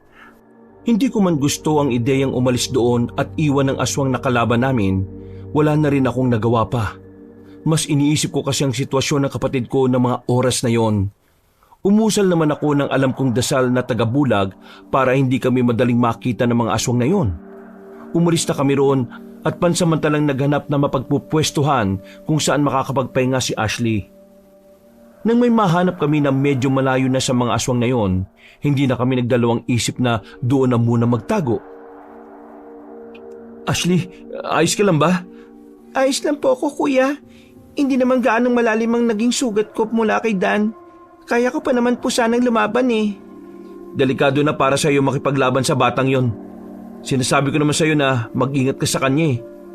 Ginawa ko naman po yung kuya. Kaya lang, dahil na rin sa mas maliit siya sa akin, mas maliksi ang pagkilos niya. Hindi ko rin inaasahan na magagawa niya akong sugatan dahil sa nagkamali rin ako ng galaw ko. Ano ba kasing nangyari? Inatake ko kasi siya. Inakala kong iiwas lang siya sa akin kaya nakampante akong wala siyang ibang gagawin. Pero hindi ko inaasahan na bigla na lang niyang maisip na umikot at yun na nga po. Naibaw niya sa tiyan ko ang mahaba niyang mga kuko. Hindi rin basta-basang batang lalaki na yun ah. Marahil naturuan siyang mabuti ng ama niya sa pakikipaglaban kaya magaling din siya. Teka, patingin nga ako ng sugat mo. Sige po, eto po oh. Iniangat ko noon ang damit ng kapatid ko. Tama nga siya. Hindi naman ganun kalalim ang natamo niyang sugat. Nagpalinga-linga din ako noon sa paligid namin dahil kahit hindi kami nakikita ng mga aswang ng mga sandaling yon, hindi rin naman magtatagal ang orasyon tagabulag na inusal ko. Nanatili lang din akong alerto noon sakaling makita na nila kami at atakihin. Sigurado ka bang makakaya mo pang lumaban? Oras kasi na mawala na yung bisa ng orasyong tagabulag na inusal ko Makikita tayo ng mga nilalang na yun. Sakaling nasa paligid pa natin sila. Opo kuya, kaya kong tiisin ang sugat ko dahil alam kong makakaya ko pang makipaglaban. Huwag po kayo masyado mag-alala sa akin dahil mag-iingat na po ako sakaling muling mapalaban tayo. O sige, ihanda mo na lang ang sarili mo sa mga susunod na mangyayari Pero susubukan natin makalis dito kapag hindi tayo nasundan o nakita ng mga nilalang na yun. Kailangan kitang gamutin bago pa man lumala ang mga sugat mo. Sige po Kuya Atong. Nakiramdam na muna kami ni Ashley noon sa paligid namin. Inalam ko kung saan posibleng naroroon ang mga kalaban namin. Hindi ko sila nakita pero hindi ako nakampante. Alam kong posibleng nasa paligid lang namin sila kahit na hindi ko naramdam ang kanilang presensya. Hindi nga ako nagkamali nang matanaw ko ang mag-ama sa hindi kalayuan. Marahil ay hinahanap nila kaming dalawa ng kapatid ko. Alam kong hindi pa nawawala ang bisa ng orasyong tagabulag na inusal ko kaya hindi nila malalaman kung nasaan kami o maramdaman man lang ang presensya namin. Medyo malayo sa atin ang mga aswang na yun kaya pwede tayong kumilos ngayon paalis sa lugar na ito. Halika, aalalayan kita. Opo Kuya, Pero paano kung sa gitna ng paglalakad natin, mawala ng bisa ang orasyon ninyo? Wala na tayong magagawa kundi labanan uli sila. Pwedeng ako na lang naman din ang lumaban sa kanila eh. Subukan mong tumakas dito. Ligtas mo na lang muna ang sarili mo at susunod ako sa'yo sakali mapas lang ko na sila. Hindi ko po magagawa yun sa inyo, kuya. Hindi ko po kayo iiwan at hahayaang makipaglaban sa kanila na nag-iisa. Kapag wala na tayong mapagpipilian, sundin mo ang sinabi ko. Iniisip ko lang naman ang kaligtasan mo eh. Hindi pwedeng mapatay ng mga aswang na yon ang isa sa atin. Hindi po mangyayari yun, kuya. Magiging maingat na po ako sa pakikipaglaban. Hindi na ako nakaimik pa noon. Naituon na lang naming dalawa ang atensyon namin sa paglalakad. Medyo may kabagalan lang ang pagakbang namin noon dahil sumasakit ang sugat ng kapatid ko at naging panay rin ang paghinto namin. Nang medyo nakakalayo na nga kami sa pinagmulan namin, inakala ko pang hindi na kami mahahanap na mag-amang aswang. Pero ganun na lang ang gulat at pagkabahalang naramdaman ko nang sa paglingon ko, nakita kong mabilis na tumakbo patungo sa kinaroroonan namin ng mga nilalang. Hindi maganda to! Mukhang nakita na tayo ng mga aswang na yun. Bilisan natin, dali! Pero maabutan pa rin nila tayo, kuya. Hindi ko hayaang mangyari yun. Tumakbo tayo papunta ron. Siguradong kapag nakapasok na tayo sa kagubatan, marami tayong mapagtataguan doon at pwede natin silang iligaw. Hindi na nakaimik pa noon ang kapatid ko. Tiniis naman niya ang sakit ng sugat niya para mapabilis ang pagtakbo naming dalawa. Nakasunod na rin sa amin noon ang mag-amang aswang. Nang makarating nga kami sa loob ng gubat, naging alerto na kaming dalawa ni Ashley. Naganap na rin muna kami ng mapagtataguan naming dalawa para hindi kagad kami mahanap ng mga nilalang na humahabol sa amin. Pabulong din kaming nag-usap ng mga oras na yon. Kuya, hindi kaya matuntun ng mga aswang na yun kung saan tayo ngayon? Hindi ako sigurado. Malakas ang pang-amoy nila, lalo na't may sugat ka. Kaya may posibilidad na madali lang para sa kanila na masundan nila ang mga amoy natin. Ganito na lang ang gawin nating dalawa. Ano naman po yun, kuya? Bawat makikita natin puno, pahiran mo ng dugo mo na galing sa sugat mo. Nang sa ganun maligaw natin sila gamit ang paraang yon. Hindi nila mabilis na matutunto ng kinaroroonan natin kapag naamoy nila tayo sa iba't ibang bahagi ng kagubatang ito. Sige po, kuya. Gagawin ko po ang sinasabi niyo. Hindi na tayo dapat pang tumagal dito. Umalis na tayo at maghanap ng susunod na mapupuntahan. Opo, kuya. Hindi ko pinabayaan noon ang kapatid ko, Kabanong. Mabuti na lang din dahil maliwanag ang buwan ng mga oras na yon, kaya hindi rin kami nahirapan sa mga daan naming dalawa. Sinunod naman niya ang sinabi ko sa kanya na pahiran ng dugo niya ang bawat punong nakikita naming dalawa para mailis ang direksyon ng aswang na humahabol sa amin. Huminto lang kami nang medyo nakakalayo na kami at nakaramdam ng pagod ang kapatid ko. Naging mapagmatsyag lang kami sa paligid namin noon dahil naisip naming dahil baka may ibang aswang na sumugod sa amin. Pansamantala makakapagpahinga tayo rito. Siguradong mahirapan ng mga aswang na yun sa paghahanap sa ating dalawa. Sana nga po, hindi nila tayo makita, kuya. Teka, hindi na po ako pamilyar sa bahaging ito Mukhang napalayo na po talaga tayo, Kuya Atong. Tama ka, pero huwag ka mag-alala. Mahahanap din naman natin ang daan palabas sa gubat na ito Magtiwala ka lang sa akin. Sige po, kuya. Natahimik na kaming dalawa ng mga oras na yon. Naisip ko na baka naligaw na kami noon pero hindi ko lang ipinakita sa kapatid ko na bahagyang nababahala na ako. Nasa ganong sitwasyon kami nang biglang nagkaroon ng kaluskos sa paligid namin. Doon naman kaming napahawak ng maigpit noon ni Ashley sa aming mga itak.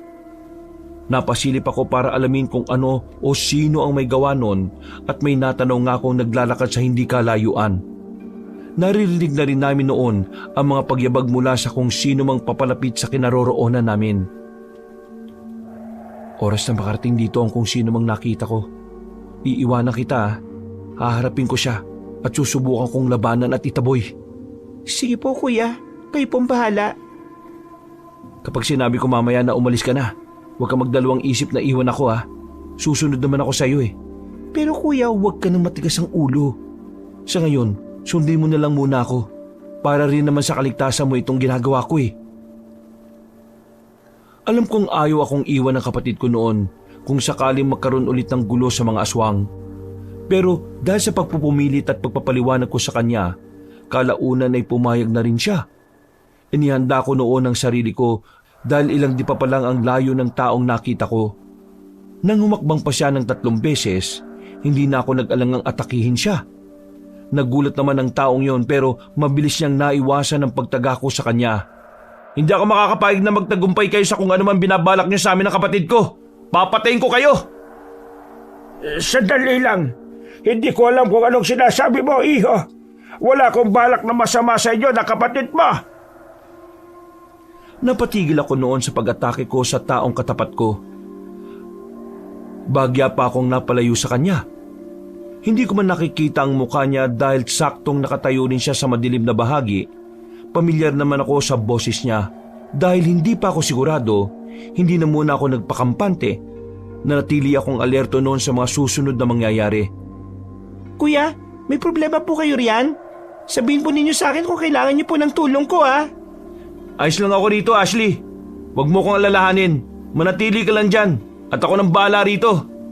Sige po, pero kapag naalangan kayo sa laban, tutulong po ako sa inyo. Hindi na kailangan. Kaya ko na to. Hindi na nakaimik pa noon si Ashley. Napalingon ako sa kinaroroonan niya. Nakita kong nakasilip siya. Hinayaan ko na lang siya at hinarap na lang ang taong nasa harapan ko. Hindi pa rin siya umaalis sa kinatatayuan niya kaya kahit anong gawin ko, hindi ko makita ang mukha niya. Pasensya ka na, iho, kung nagulat ko kayo na kapatid mo. Dadaan lang naman ako sana rito pero hindi ko inaasahan na bigla kang aatake sa akin. Sino po ba kayo? At bakit kayo napadaan dito? Pamilyar po ang boses niyo eh. Kaya naisip ko pong baka makakilala tayo. O kaya minsan na po nating nakasalamuha ang isa't isa. Lorenzo, yon ang pangalan ko. Ikaw nga rin pamilyar din sa akin ang boses mo. Kung hindi mo mamasamain, pwede ko lang malaman ang pangalan mo.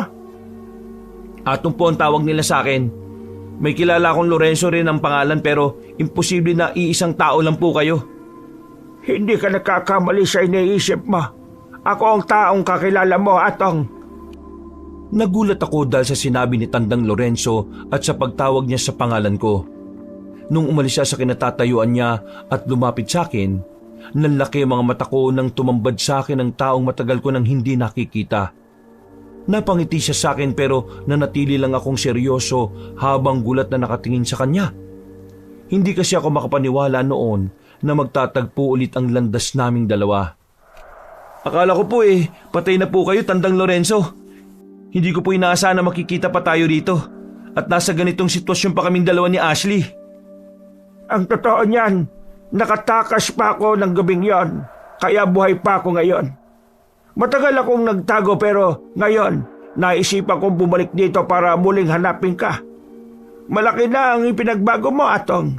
Mukhang hindi na ikaw ang dating binatilyong tinuruan ko sa pakikipaglaban at panggagamot. Nag-iba lang po ng kaunti ang pisikal na anyo ko pero ako pa rin po ito, Tandang Lorenzo. Mabuti naman kung ganon. Sandali lang. Ano nga bang ginagawa niyo rito sa gubat na ito? Gabi na, iho. At parang may hindi magandang nangyayari sa kapatid mo. May kalaban po kasi kaming aswang kanina, Tandang Lorenzo. Nagawa pong sugatan ng kalaban niya si Ashley kaya minabuti naming takasan na lang muna ang mga yon. Napadpad nga po kami rito dahil sinubukan namin silang iligaw.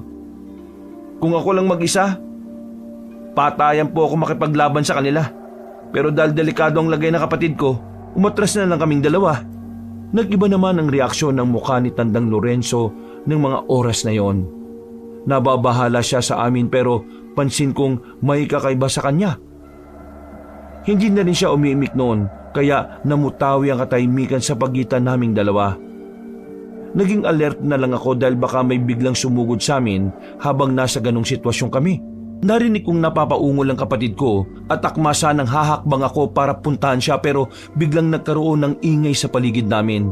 Mga pagyabag ang nauulinigan namin noon kaya naisip ko na yun na ang mga aswang na humahabol sa amin. Kuya, marahil sila na po yan. Yun din ang hinala ko. Ramdam ko ang enerhiya nila Tandang Lorenzo, ang mabuti po magtago tayo. Nang sa ganun hindi nila tayo makita. Ayokong pati kayo mapahamak ng dahilan sa amin ni Ashley. Hindi na kailangan. Hayaan mo ko, Atong. Ako ang haharap sa kanila. Kayo na lang ni Ashley ang magtago. Hindi ko sasabihin sa kanila na nakita ko kayo. Sakaling makakaharap ko sila. Manganganib po kayo sa kanila kapag ginawa nyo yun. Huwag mo kong alalahanin. Ako ang bahala. Kilala mo naman ako, Atong, hindi ba? Alam kong kaya rin ni Tandang Lorenzo noon na labanan ng mga aswang na yon. Pero dahil hindi ko rin gusto na madamay sila sa gulo namin ng kapatid ko, ilang beses ko pa rin siyang pinilit na magtago kaming tatlo. Hanggang sa dumating ang mag-amang aswang. Hindi na rin ako nakaalis pa roon, kaya wala na rin akong nagawa pa kung hindi harapin ang mga nilalang na yon na ng mga oras na yon napapangisi na dahil nahanap nila kami. Napatingin pa sila kay Tandang Lorenzo at nagulat nang makita ang matandang lalaki. Napasulyap ako kay Tandang Lorenzo pero may kung ano siyang sinenya sa mag-amang aswang. Nagtaka ako dahil doon. Kilala po ba ninyong mga nilalang na yun, Tandang Lorenzo? Para po kasing magkakilala po kayo eh. Hindi. Ngayon ko lang sila nakita, Atong.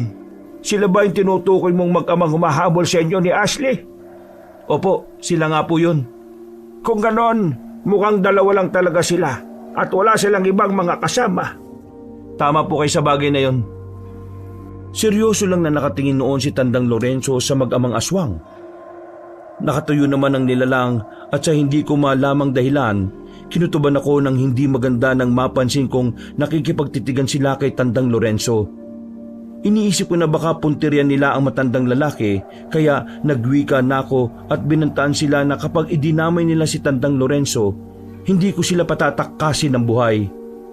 Kayo na kapatid mo ang tamakas mula sa amin. Mabuti ka't nahanap namin kayo ng anak ko. Matapos yung kaming iligaw dahil sa ginawa niyong paraan. Kung hindi lang talaga dahil sa kapatid ko, hindi ko kayo tatakasan eh. Pasalamat na lang kayo dahil may rason ako para hindi rin sana kayo paslangin. Pero dahil sinundan niyo pa kami rito, wala na rin ako magagawa pa kung hindi labanan ulit kayo ng anak mo. Kung iniisip mong tutulungan ka ng taong yan, huwag ka nang umasa pa dahil hindi niya gagawin sa kung ano man ang iniisip mo. Hindi ka sigurado sa bagay na yon. Kung tutulungan ko sila, paniguradong kayo na kasama mo ang tatakas kapag nangyari yon. Hindi ko alam pero pakiramdam ko noon ay magkakilala si Tandang Lorenzo pati na rin ang mag-amang aswang. Naisip ko na marahil ay nakalaban na niya ang mga ito noon. Nagkaroon pa ng tensyon noon sa pagitan namin hanggang sa kalaunan nagpasya na lang din kami ng labanan ng mag-amang aswang. Nagulat naman si Mang Fernan at Dan nang sabihin ni Tandang Lorenzo na tutulong siya sa amin. Nakitaan ko rin ang pangamba ang mukha nilang dalawa. Napangisip pa ako noon. Alam kong dahil sa pagtulong ni Tandang Lorenzo, may posibilidad na matalo namin ang mag-amang aswang. Huwag na po natin silang bigyan ng pagkakataon makatakas, Tandang Lorenzo. Ngayon, mas malakas po ang loob ko na makipaglaban sa kanila dahil kasama ko na po kayo. Yan naman talaga ang mahalaga. Ang pagkakaroon ng lakas ng loob. Noon pa man, madalas ko nang sabihin niya sa iyo. Opo. Kaya pala maangas ang albularyong yan. Dahil din pala sa inyo. Napangisi si Tandang Lorenzo dahil sa sinabi ni Mang Fernan. Nagulat naman ako noon sa paglapit ni Ashley. Pinagsabihan ko pa siya na huwag nang sumama sa amin sa laban pero nagmatigas ang kapatid ko. Ayon sa kanya, nais niya makaganti kay Dan dahil hindi siya makapapayag na matatalo lang siya ng isang batang aswang. Dagdag pa ni Ashley, kaya niyang indahin ang sakit ng sugat niya dahil binendahan na niya ito ng kapirasong tela na pinunit mula sa kanyang damit para matigil ang pagdurgo. Dahil nakita kong seryoso at determinado ang kapatid ko, wala na akong nagawa pa. Sige, hahayaan kita. Pero sa pagkakataong to, mag-ingat ka na ha. Opo, kuya. Ikaw na bata ka? Humanda ka sa akin. Ha? Siguraduhin mo lang na makakaganti ka, iha, at hindi ka matutuluyan ng anak ko. Wala rin naman po siyang binatbat sa akin, tay. Kayang-kaya ko po siyang tuluyan kung yun po ang gusto ninyo. Napakuyom naman ang palad niya si Ashley dahil sa sinabi ng batang aswang. Nakaramdam naman ako ng konting awa kay Dan dahil sa murang edad niya, mulat na siya sa mga nangyayaring patayan dahil sa pagiging aswang ng lahi nila. Magaling din siyang makipaglaban kaya hindi may pagkakailang likas sa kanya ang kakayahan ng isang aswang na marahil ay nilinang pa ni Mang Fernan sa pamamagitan ng pagsasanay sa bata. Sa pagkakataong yon, hindi na makapagtimpi pa ang kapatid ko at siya na ang unang sumugod. Wala rin akong nagawa kung hindi sundan siya. Alam kong galit ka, Ashley. Pero wag mo sanang pairalin ito habang nasa laban. Ikakapahamak mo lang ang bagay na yun. Huwag po kayong mabahala sa akin, kuya. Sa pagkakataong ito, hindi na po ako papayag na masaktan sa laban. Anak, alam mo na ang gagawin mo, ha? Napatungo na lang si Dan sa kanyang ama bilang tugon. Sinalubong din nila kami para labanan. Naging maingat ako noon at ganun din ang kapatid ko. Napatingin pa kami kay Tandang Lorenzo pero hindi siya umalis sa kinatatayuan niya. Hindi ko na muna siya pinansin dahil naisip ko na marahil ay pinag-aaralan pa niya ang kilos ng kalaban namin. Nagpatuloy na lang muna kami ni Ashley sa pakikipaglaban sa mag-amang aswang. Hindi ako nagpatalo kay Mang Fernan kahit ilang beses pa niya akong atakihin para hulihin. Napangisin na lang ako nang magawa ko siyang daplisan sa kanyang braso. Kung kanina hindi kita magawang sugatan man lang, ngayon naman ay sisiguraduhin ko mapupuruan na kita. Huwag kang puro dadat bantalang binata. Gawin mo! Bantayan mo rin ang kapatid mo dahil oras na masugatan ulit siya ng anak ko. Paniguradong hindi na siya mabubuhay pa. Lalo na't hindi kayo matutulungan ng taong inaasahan niyo. Napakuyom ako ng palad ko dahil sa inis na naramdaman ko kay Mang Fernan. Napaisip din ako na baka tama siya na hindi kami tutulungan ni Tandang Lorenzo dahil hindi pa rin umaalis o gumagalaw ang matandang lalaki sa kinatatayuan niya. Kahit na ganon, ipinakita ko naman sa kalaban kong aswang na kahit walang tulong mula sa matanda, kaya ko siyang labanan. Sunod-sunod ko pa siyang inatake noon. Sabay pagtaga sa kanya gamit ang buong lakas ko. Nadidismaya naman ako dahil nagagawa niyang iwasan.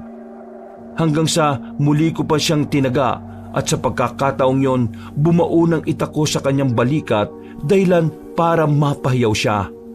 Hindi ko rin naman kailangan ng tulong ng iba para mapabagsak ang hayop ka.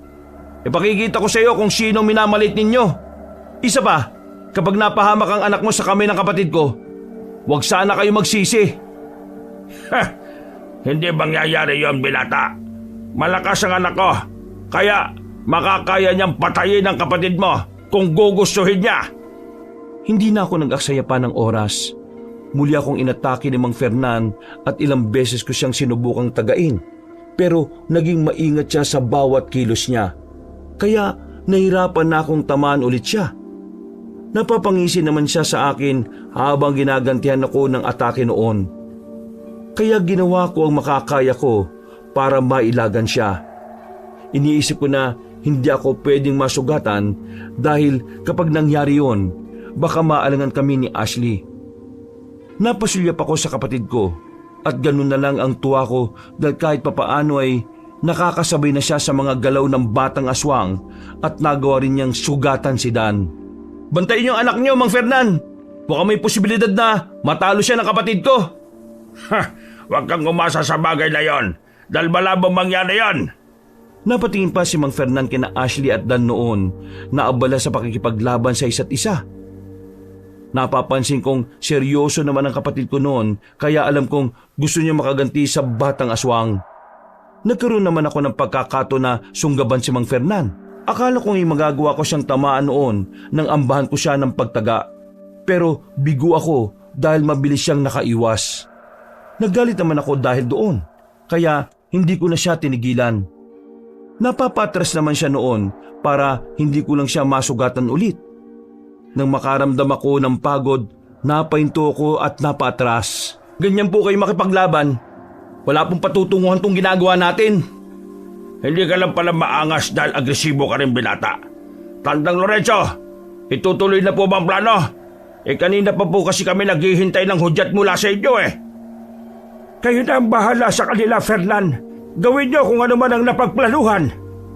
Sige, masusunod po. Nagulat ako noon dahil sa sinabi ni Tandang Lorenzo. Napaisip ako kung bakit magkakilala silang dalawa. Nagtaka na rin ako kung anong planong tinutukoy ng matandang lalaki. Nasa ganong sitwasyon naman kami nang sumigaw ng malakas si Dan. Nang mapatingin kami sa kanila, nakita naming nagawa siyang tagain ng kapatid ko sa dibdib.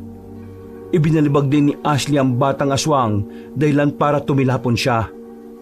Mabilis namang lumapit si Mang Fernan sa kanyang anak para tulungan yon. Napatakbo si Ashley palapit sa akin at kitang-kita ko sa mukha ng kapatid ko ang pagod dahil sa pakikipaglaban niya. Kuya, sigurado mababawasan ang kalaban natin dahil manghihina na ang batang yon. Marami na siyang natamong sugat mula sa akin kaya masasabi kong napuruhan ko na siya. Mabuti naman kung ganon. Siguradong galit na ngayon si Mang Fernan dahil sa ginawa mo sa anak niya. Mas kailangan nating maging maingat, lalo na't may malaking problema rin tayo ngayon. Anong ibig niyo sabihin, Kuya Atong? Mukhang magkakampi si na Mang Fernan at Tandang Lorenzo eh. Kaya siguro hindi tayo tinulungan ng matandang lalaki kahit sinabi nating kailangan natin ng tulong niya. Kasi kasamahan niya yung dalawang yan. Maging si Ashley nagulat sa sinabi kong yon. Napasulyap ako kay Tandang Lorenzo pero walang reaksyon ang mukha niya. Nakatingin din siya noon sa mag-amang aswang at napansin kong parang naiinip na rin siya. Pero pinipigilan lang niya ang sarili niyang makisali sa labanang nagaganap sa pagitan namin ng kanilang. Napatingin kaming dalawa noon kay Mang Fernan nang mapasigaw siya ng malakas at baka sa boses niya ang labis na galit. Narinig pa namin ang pag-uusap nilang mag-ama. Tay, mukhang hindi na po ako makakatulong pa sa inyo. Hindi ko na po kayang makipaglaban pa. Huwag mo nang isipin pa yun, anak. Ako nang bala sa kanila. Sisiguraduhin kong pagbabayaran nila ang ginawa nila sa'yo. Magpahinga ka na lang muna. Pagkatapos ng laban babalikan kita. Napatungo na lang noon si Dan sa kanyang ama bilang tugon. Kinarga ni Mang Fernan ang anak niya at hinanapan na mapagpepwestuhan. Hinayaan na lang namin siya ni Ashley at naito na muna namin ang atensyon namin noon kay Tandang Lorenzo. Hindi na ako nakapagpigil pa at kinausap ko na siya. Ano man talagang ginagawa niyo dito, Tandang Lorenzo? Sinabi niyo na tutulungan niyo ako pero mukhang kakampi naman kayo ng mga aswang nakalaban namin. Sabihin nating marami nang nagbago simula ng gabing yon, Atong. Ho? Pero hindi ko maintindihan eh. Bakit ginagawa niyo ito? Ano po bang koneksyon niyo sa mga aswang na yan? At anong plano niyo sa amin ng kapatid ko? Hindi ko alam kung kailangan ko pa bang ipaliwanag sa iyo, gayong hindi na rin naman kayo magtatagal ng kapatid mo. Pero sige, bago kayo mawala sa mundong ito, ipapaalam ko na lang sa inyong dalawa. Hindi pa nakakabalik noon si Mang Fernan dahil marahil inaasikaso pa niya ang anak niya. Nanatili na lang kaming alerto ni Ashley dahil baka bigla siyang sumugod sa amin. Seryoso lang ang mukha ni Tandang Lorenzo habang nakatingin sa amin.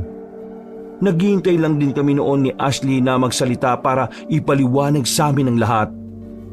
Nainip pa ako ng mga sandaling yon dahil ilang minuto nang nakalilipas hindi pa rin siya nagsasalita. Magsalita na po kayo at sabihin niyo sa amin ang lahat ng gusto naming malaman.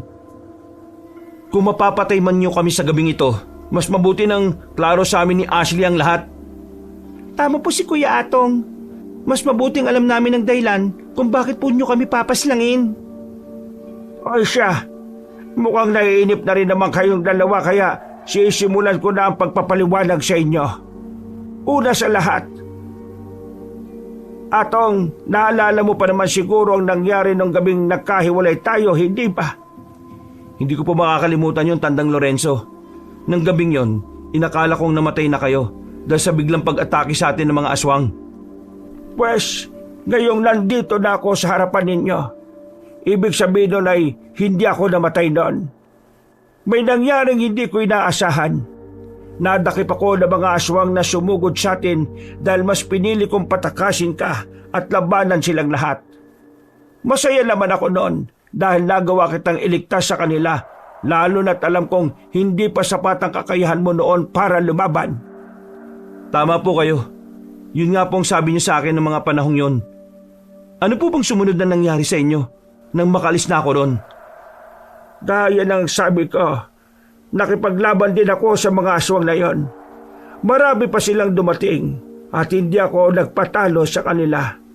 Pero dahil nasukol nila ako, wala na rin akong nagawa ng mahuli nila ako.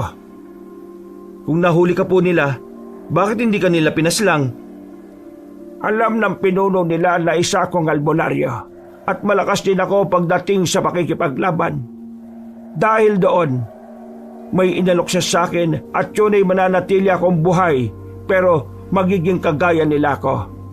Hindi ako pumayag ng una pero nang sinabi nila na pati ikaw ay dadamay nila at papaslangin, hindi na ako nagdalawang isip pa at pumayag na ako. Alam mong bilang maestro mo, hindi ko gustong mapahamak ka.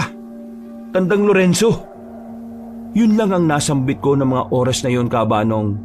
Hindi ako makapaniwala na kahit na nasa kapahamakan na siya ng gabing yon, mas pinili pa rin niyang iligtas ako. Noon din, dahil sa sinabi niya, natanto ko kagad na isa na rin siyang aswang. Nagtaka pa ako kung bakit hindi ko naramdaman ang enerhiya niya bilang isang aswang. Hindi na ako nag-abalang magtanong pa. Sakto din naman na dumating si Mang Fernan noon. Aatake sana siya sa amin pero pinagsabihan niya si Tandang Lorenzo na huwag kaming sugurin at manatili sa tabi niya. Habang naghihintay ng hudyat, sinunod naman siya ng nilalang. Kumusta na ba ang anak mo, Fernan? Hindi po ba isang lagay niya ngayon, Tandang Lorenzo? Marami po siyang natamong sugat at mukhang napuruan po siya ng babaeng yon. Pagbabayaran niyo ang ginawa niyo sa anak ko, papatay ko kayo! Kung ano man ang ginawa ko sa anak ninyo, yun din naman ang nararapat sa kanya. Huminahon na muna, Fernan. Hindi pa ito ang tamang oras para paslangin silang dalawa. Kinakausap ko sila tungkol sa mga bagay na nais nilang malaman bago sila mawala sa mundong ito. Sige po, Tandang Lorenzo. Huminahon nga si Mang Fernan at nanatiling nakatayo sa tabi ni Tandang Lorenzo. Nagpatuloy naman ang matandang lalaki sa pagpapaliwanag niya sa amin. Ayon pa sa kanya, nang maging isa na rin siyang aswang, naging mahirap para sa kanya ang buhay. Kung tama siya sa pasya, pero habang tumatagal siya sa pagiging ganoong nilalang, mas nagustuhan na rin niya, gayong nagkaroon din siya ng kakaibang kakayahan. Bukod sa kaalaman niya bilang isang albularyo, mas nagagamit na nga niya ngayon ang kapangyarihan niya bilang isang aswang. Kung ganon, hindi lang kayong dalawang posibleng makalaban namin sa gabing ito, Tandang Lorenzo. Marahil may mga kasama pa kayong papunta rito, no? Para kalabanin kami. Hindi po ba? Mali ka sa iniisip mong yan, iho. Sa katunayan, napaslang na ninyo kanina na kapatid mo ang iba pang mga kasamahan namin. Tama, may mga nakalaban nga kami kanina. Ano ba talagang dahilan bakit yung ginagawa to? Kung nagagalit kayo dahil napapaslang namin ng mga kasamahan ninyo, ginagawa lang naman namin protektahan ng mga inosenteng tao. Hindi yun ang dahilan bakit nangyayari ang lahat ng ito. May malalim na rason at alam kong magugulat at magagalit kayo sa akin. Nagtaka ko dahil sa sinabi ni Tandang Lorenzo. Nagwika naman siya na nagawa niyang paslangin ng mga aswang na naging dahilan bakit naging halimaw rin siya. Umamin din siya na siya ang pinuno ng mga aswang na nambibiktima sa mga baryo. Pero hindi niya pa sinasabi ang dahilan kung bakit kinakalaban nila kami at gustong paslangin. Napaisip pa ako na baka gusto niya akong gantihan ng matandang lalaki. Gayong dahil sa paglilitas niya sa akin ay naging iba ang katauhan niya. Inaamin kong nagalit din ako sa sarili ko dahil iniligtas kita doon sa mga aswang. Kaya ako naging ganito ngayon. Ginagawa ko ito para hindi paghigantihan ka, kung hindi singiling ka sa mga tulong na ginawa ko sa iyo. Ano pong ibig niyong sabihin, Tandang Lorenzo? Sapat na ang naging sakripisyo ko doon sa inyo para mabuhay ka ng matagal. Maging isang magaling at malakas na albularyo dahil na rin sa pagtuturo ko sa inyo noon.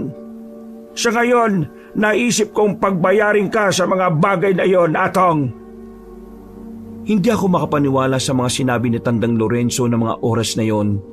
Sinabi ko naman sa kanya na hindi ko hinihinging isakripisyo niya ang sarili niya para sa akin, gayong ginusto ko rin namang lumaban ng gabing yon. Ipinagpasalamat ko pa ang pagtuturo niya sa akin sa panggagamot at pakikipaglaban. Pero hindi niya dapat ako singilin, gayong siya rin naman ang may gustong ituro sa akin ng kaalaman niya. Nangako rin naman siya sa ama namin noon ni Ashley nang nabubuhay pa si tatay na tutulungan akong maging isang albularyo. Wala pong utang sa inyo si Kuya Atong na dapat bayaran. Kayo po mismo ang nagpasya na gawin ang lahat ng yon, Tandang Lorenzo. Hindi na mahalaga ang bagay na yon. Gusto kong singilin siya ngayon sa lahat ng naging tulong ko sa kanya. Simple lang naman ang hihingin ko sa inyo, Atong. Ano naman po yun, Tandang Lorenzo? Sa iyo ko na ipasa ang halos lahat ng nalalaman ko. Kaya nababagay ka sa ritual na gagawin ko para mas palakasin ang sarili ko, Atong.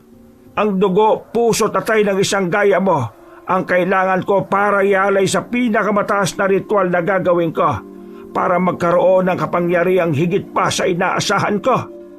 Alam kong naging ganit na noon sa kapangyarihan na itim si Tandang Lorenzo base sa mga sinabi niya. Napakuyom na lang ako ng palad ko dahil malaki ang pinagbago ng dating maestro na nakilala ko bilang isang mabuting tao. Hindi na rin ako nakatiis pa noon at sinabi ko na rin sa kanya ang nangyari sa akin ng gabing yon. Kung inaakala niyong naging madali sa akin ang lahat ng gabing yon, pues nagkakamali po kayo. Nahuli ako ng aswang na humabol sa akin at balak na gamitin laban sa inyo. Pero hindi ako pumayag dahil ayoko mapahamak din kayo. Ginamit ko lang ang pinakamataas na aral na itinuro niyo sa akin para makatakas sa kanila. Kaya nababagay ka para sa magiging ritual ko. Dahil ang nakakagawa lang ng ganong bagay ay ang albularyong may malakas at malalim na kaalaman sa aral sa kanan. Paniguradong kapag tumagal pa, may posibilidad na maging isa kang dibino sa hinaharap.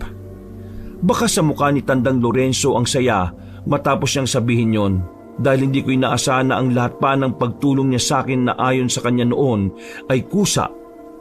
Buhay ko pala ang kapalit ng mga sandaling yon. Napatingin ako kay Mang Fernan at napapangisi ang aswang. Kaya pala humingi ng tulong sa amin ang anak ninyo, Mang Fernan, para mapalapit kami sa inyo. Kaya wala rin kayo napapaslang ng mga aswang kanina dahil kasamaan pala ninyo sila. Tama ka. Hindi naman kasi totoong labanang yun Isa lang yung palabas para mahulog kayo sa patibong namin sa inyo. Naalala niyo ba yung gabing may nakita kayong bangkay, ha? Hindi mawala sa isip namin yon. Huwag niyong sabihing nandun kayo ng gabing yon at minamatyagan niyo kami ni Kuya Atong. Tama ka sa iniisip mo, Iha. Kami ni Dan ang pumaslang sa taong yon. Nandun din kami at pinapanood kayong dalawa. Hindi nga lang ninyo kami maramdaman dahil na rin sa ritual na ginagamit namin para itago ang aming enerhiya. Napakuyom ako ng palad ko noon, Kabanong. Nagpatuloy pa si Mang Fernan sa pagsasalita niya at napag-alaman namin mula sa kanya na simula ng gabing yon, minamatyagan na nila kami ni Dan. Alam nilang kami ang pumaslang sa mga kasamahan nila, kaya tinitimbrihan nila ang mga kauri nila kapag rumoronda kami sa mga baryo kaya wala kaming nakakainkwentro ng mga aswang. Dagdag pa roon, pinapahanap kami ni Tandang Lorenzo sa kanya kaya nang matuntun nila kami, binalak na nilang paslangin kami ng gabing yon. Mga hayop kayo!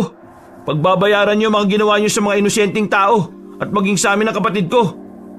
Tandang Lorenzo, alam ko minsan na kitang naging maestro, pero hindi ibig sabihin nun, ibibigay ko na kung ano man ang gusto mo. Huwag kang mag-alala. Buo na rin naman ang pasya kong labanan at paslangin ka, Atong. Ikaw ang susi para magkaroon ako ng mas malakas na kapangyarihan. Magkamatayan man, sisiguraduhin kong hindi po kayo magtatagumpay. Isinumpa ko yon, kaya napatawa na lang ng malakas sa matandang lalaki. Noon din, sinabi niya sa akin na pahihirapan din kami ni Mang Fernan sa labanan dahil gaya ko, siya rin ang nagturo sa mag-ama kung paano ang makipaglaban. Dagdag pa roon, may alam din sa mga orasyon ng mag-ama. Nalaman namin na dati rin silang mga karaniwang tao na piniling maging aswang para sa kakaibang kapangyarihan. Kuya, kung totoo pong sinasabi nila, kailangan po natin maging maingat sa pakikipaglaban sa kanila. Tama ka, Ashley. Pero huwag mong pipilitin ng husto ang sarili mo, ha. Kapag hindi mo na kaya, ako nang bahalang tumapos sa kanila. Ngayong nasabi ko na sa inyo ang lahat, sa pagkakataong ito'y pwede na nating ituloy ang naudlot na labanan. Binigyan ko na kayo ng mahabang oras, Kaya panahon na para tapusin ang laban na ito. Ako na muna ang bahala sa kanila, Tandang Lorenzo. Panoorin na lang po ninyo kung paano ko sila papaslangin. Sige, Fernan. Ikaw na muna ang bahala sa kanila. Tumango lang si Mang Fernan bilang tugon kay Tandang Lorenzo. Nanatili naman sa kinatatayuan niya ang matanda habang ang lalaki naman ay naghahanda ng umatake sa amin.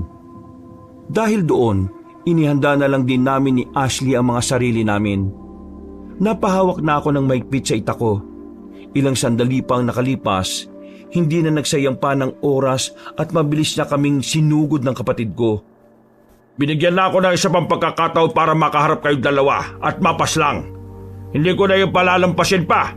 Kung nagawa naming tumakas sa inyo kanina, pwes sa pagkakataong ito, hindi na namin gagawin yon. Haharapin namin kayong dalawa ni Tandang Lorenzo hanggang kamatayan. Kung ganon, wag na natin patagalin ang laban. Uunahin kitang babae ka bilang pagiganti sa anak ko. Hindi na kami umatras pa noon ni Ashley nang sunod-sunod kaming atakihin ni Mang Fernan. Hindi muna kami gumanti sa halip ay todo pag-iwas lang kami sa kanya. Hindi rin kami nagpadalos-dalos noon ni Ashley sa naging pagkilos naming dalawa. Nainis naman si Mang Fernan dahil sa ginagawa namin ng kapatid ko kaya naririnig naming napapamura siya. Napaatras din siya at galit na nagwika. Kung ganyan lang din naman ang pamamaraan nyo sa pakikipaglaban ay walang mangyayari sa atin dito. Bakit hindi nyo na lang kami hayaang magtagumpay sa balak namin sa inyo? Matino pang pag-iisip namin ng kapatid ko. Kung naiinis ka dahil sa pag-iwas namin sa bawat pag-atake mo, bakit hindi mo na lang kasi mas galingan pa? Kahit alam kong dehado na kayo ng kapatid mo, hindi pa rin nababawasan niyang kaangasan mo. Oras na mapaslang ko ang kapatid mo, baka sakaling mawala yan. Napangisin na lang ako noon dahil hindi na may tatago pa ni Mang Fernan ng inis niya. Pinagsabihan pa niya kami ni Ashley dahil hinahamon naman siyang mas galingan niya. Pagbibigyan niya kaming dalawa. Muli niya kaming sinugod noon. Sumenyas naman ako sa kapatid ko at sa halip na umatras kaming dalawa ni Ashley, nagpasya na kaming harapin ang labanang yon. Napangisip pa siya at nagwika na mas mapapadali para sa kanya na paslangin kami ng kapatid ko. Hinayaan lang namin siya at mas piniling ituon ang atensyon namin sa laban at kung paano namin siya matatalo. Ashley, tayo na! Sa pagkakataong to, hindi na tayo aatras o iiwas pa. Ipakita natin sa aswang na yan kung ano ang kaya nating gawin. Sige, Kuya Atong. Umanda kayo! Tapos na kayo sa akin! Sinunggaban kami ni Mang Fernan kaya sinalubong namin siya. Sabay kami ni Ashley sa pagtaga sa kanya. Dahil magkabila ang direksyon kami, hindi na nakaiwas pa sa amin ang lalaking aswang. Parehong bumaon sa tagiliran niya ang mga itak na hawak namin. Sa pagkakataong yon, at dahil alam kong posibleng nangihina na siya at hindi na makakagawa pa ng orasyon, umusal ako ng dasal na alam kong para hindi na siya makagalaw pa. Hinugot namin ang mga itak sa tagiliran niya. Hinayaan naman ako ng kapatid ko na paslangin si Mang Fernan. Hindi na ako nagdalawang isip at buong lakas ko siyang tinaga sa kanyang leeg na naging dahilan para matumba siya ng walang buhay. Nagkamali kayo ng mga taong minaliit niyo, Mang Fernan. Ngayon, Tandang Lorenzo, kung gusto pa ninyo kaming labanan, huwag na po nating aksayin ng oras. Tapusin na po kagad natin to. Tama nga si Fernan. Kahit na anong sitwasyon, hindi nawawala ang pagiging maangas mo, Atong. Sige, hindi ko rin naman gustong humaba pa ang laban sa pagitan natin kaya pagbibigyan kita. Tatapusin kagad natin ito. Pagkatapos sabihin ni Tandang Lorenzo yon, mabilis niya kaming sinugod. Una niyang pinuntirya ang kapatid ko na noon ay malakas niyang sinuntok sa tiyan kung saan naroroon ang sugat ni Ashley. Napahiyaw na malakas ang kapatid ko dahil sa ginawa niya. Hindi naman ako nagdalawang isip na tagain ang likuran ni Tandang Lorenzo. Napahiyaw din siya nang bumao ng itak na hawak ko. Mabilis ko rin siyang sinakyan at sinakal na malakas.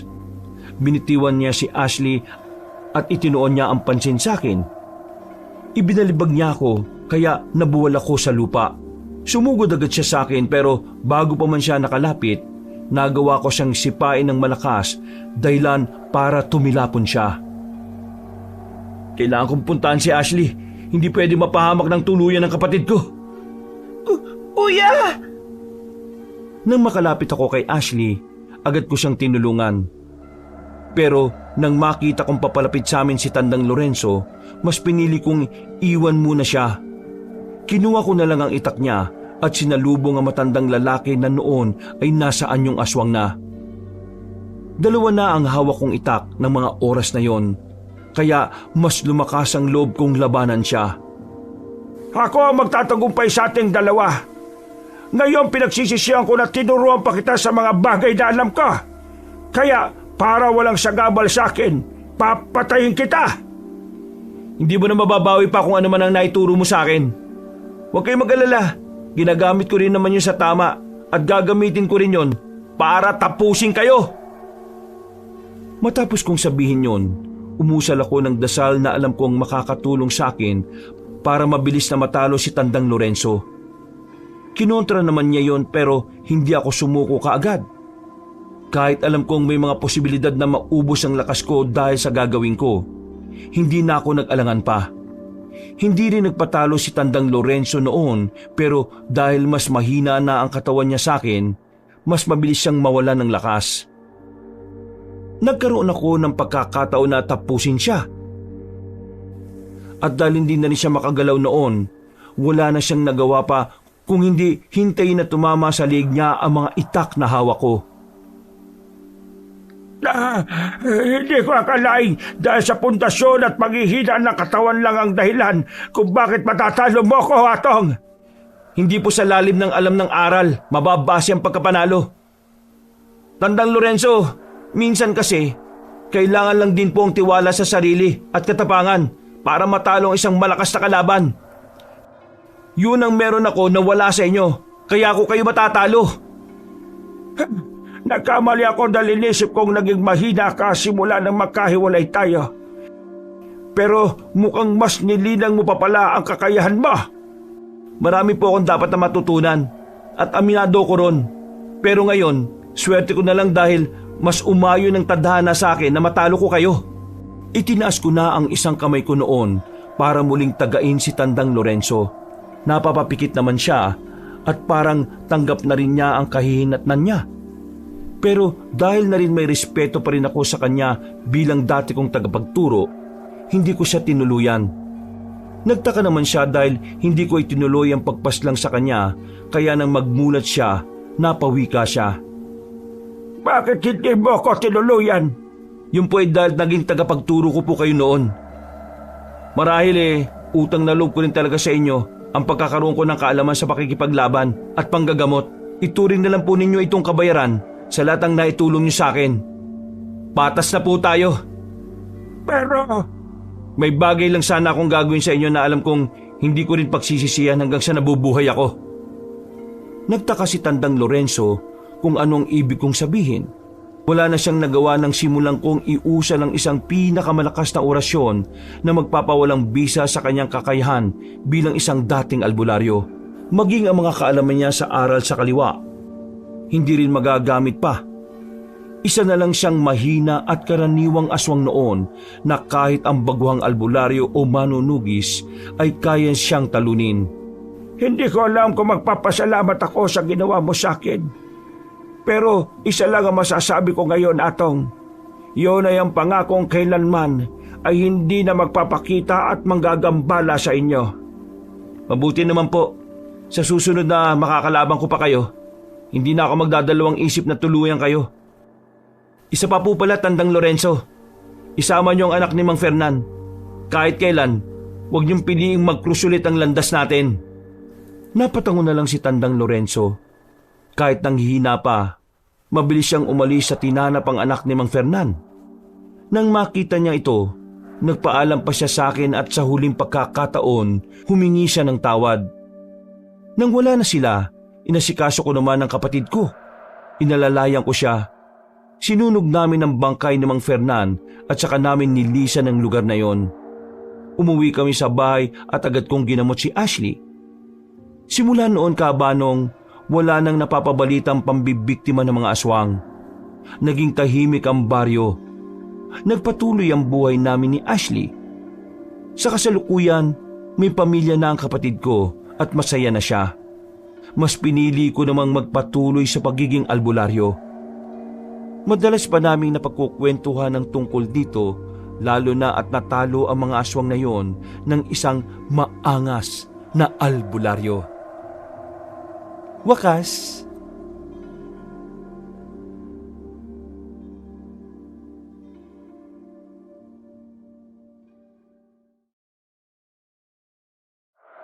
Ang pagiging isang albularyo ay hindi rin madali. Hindi lang panggagamot ang pwede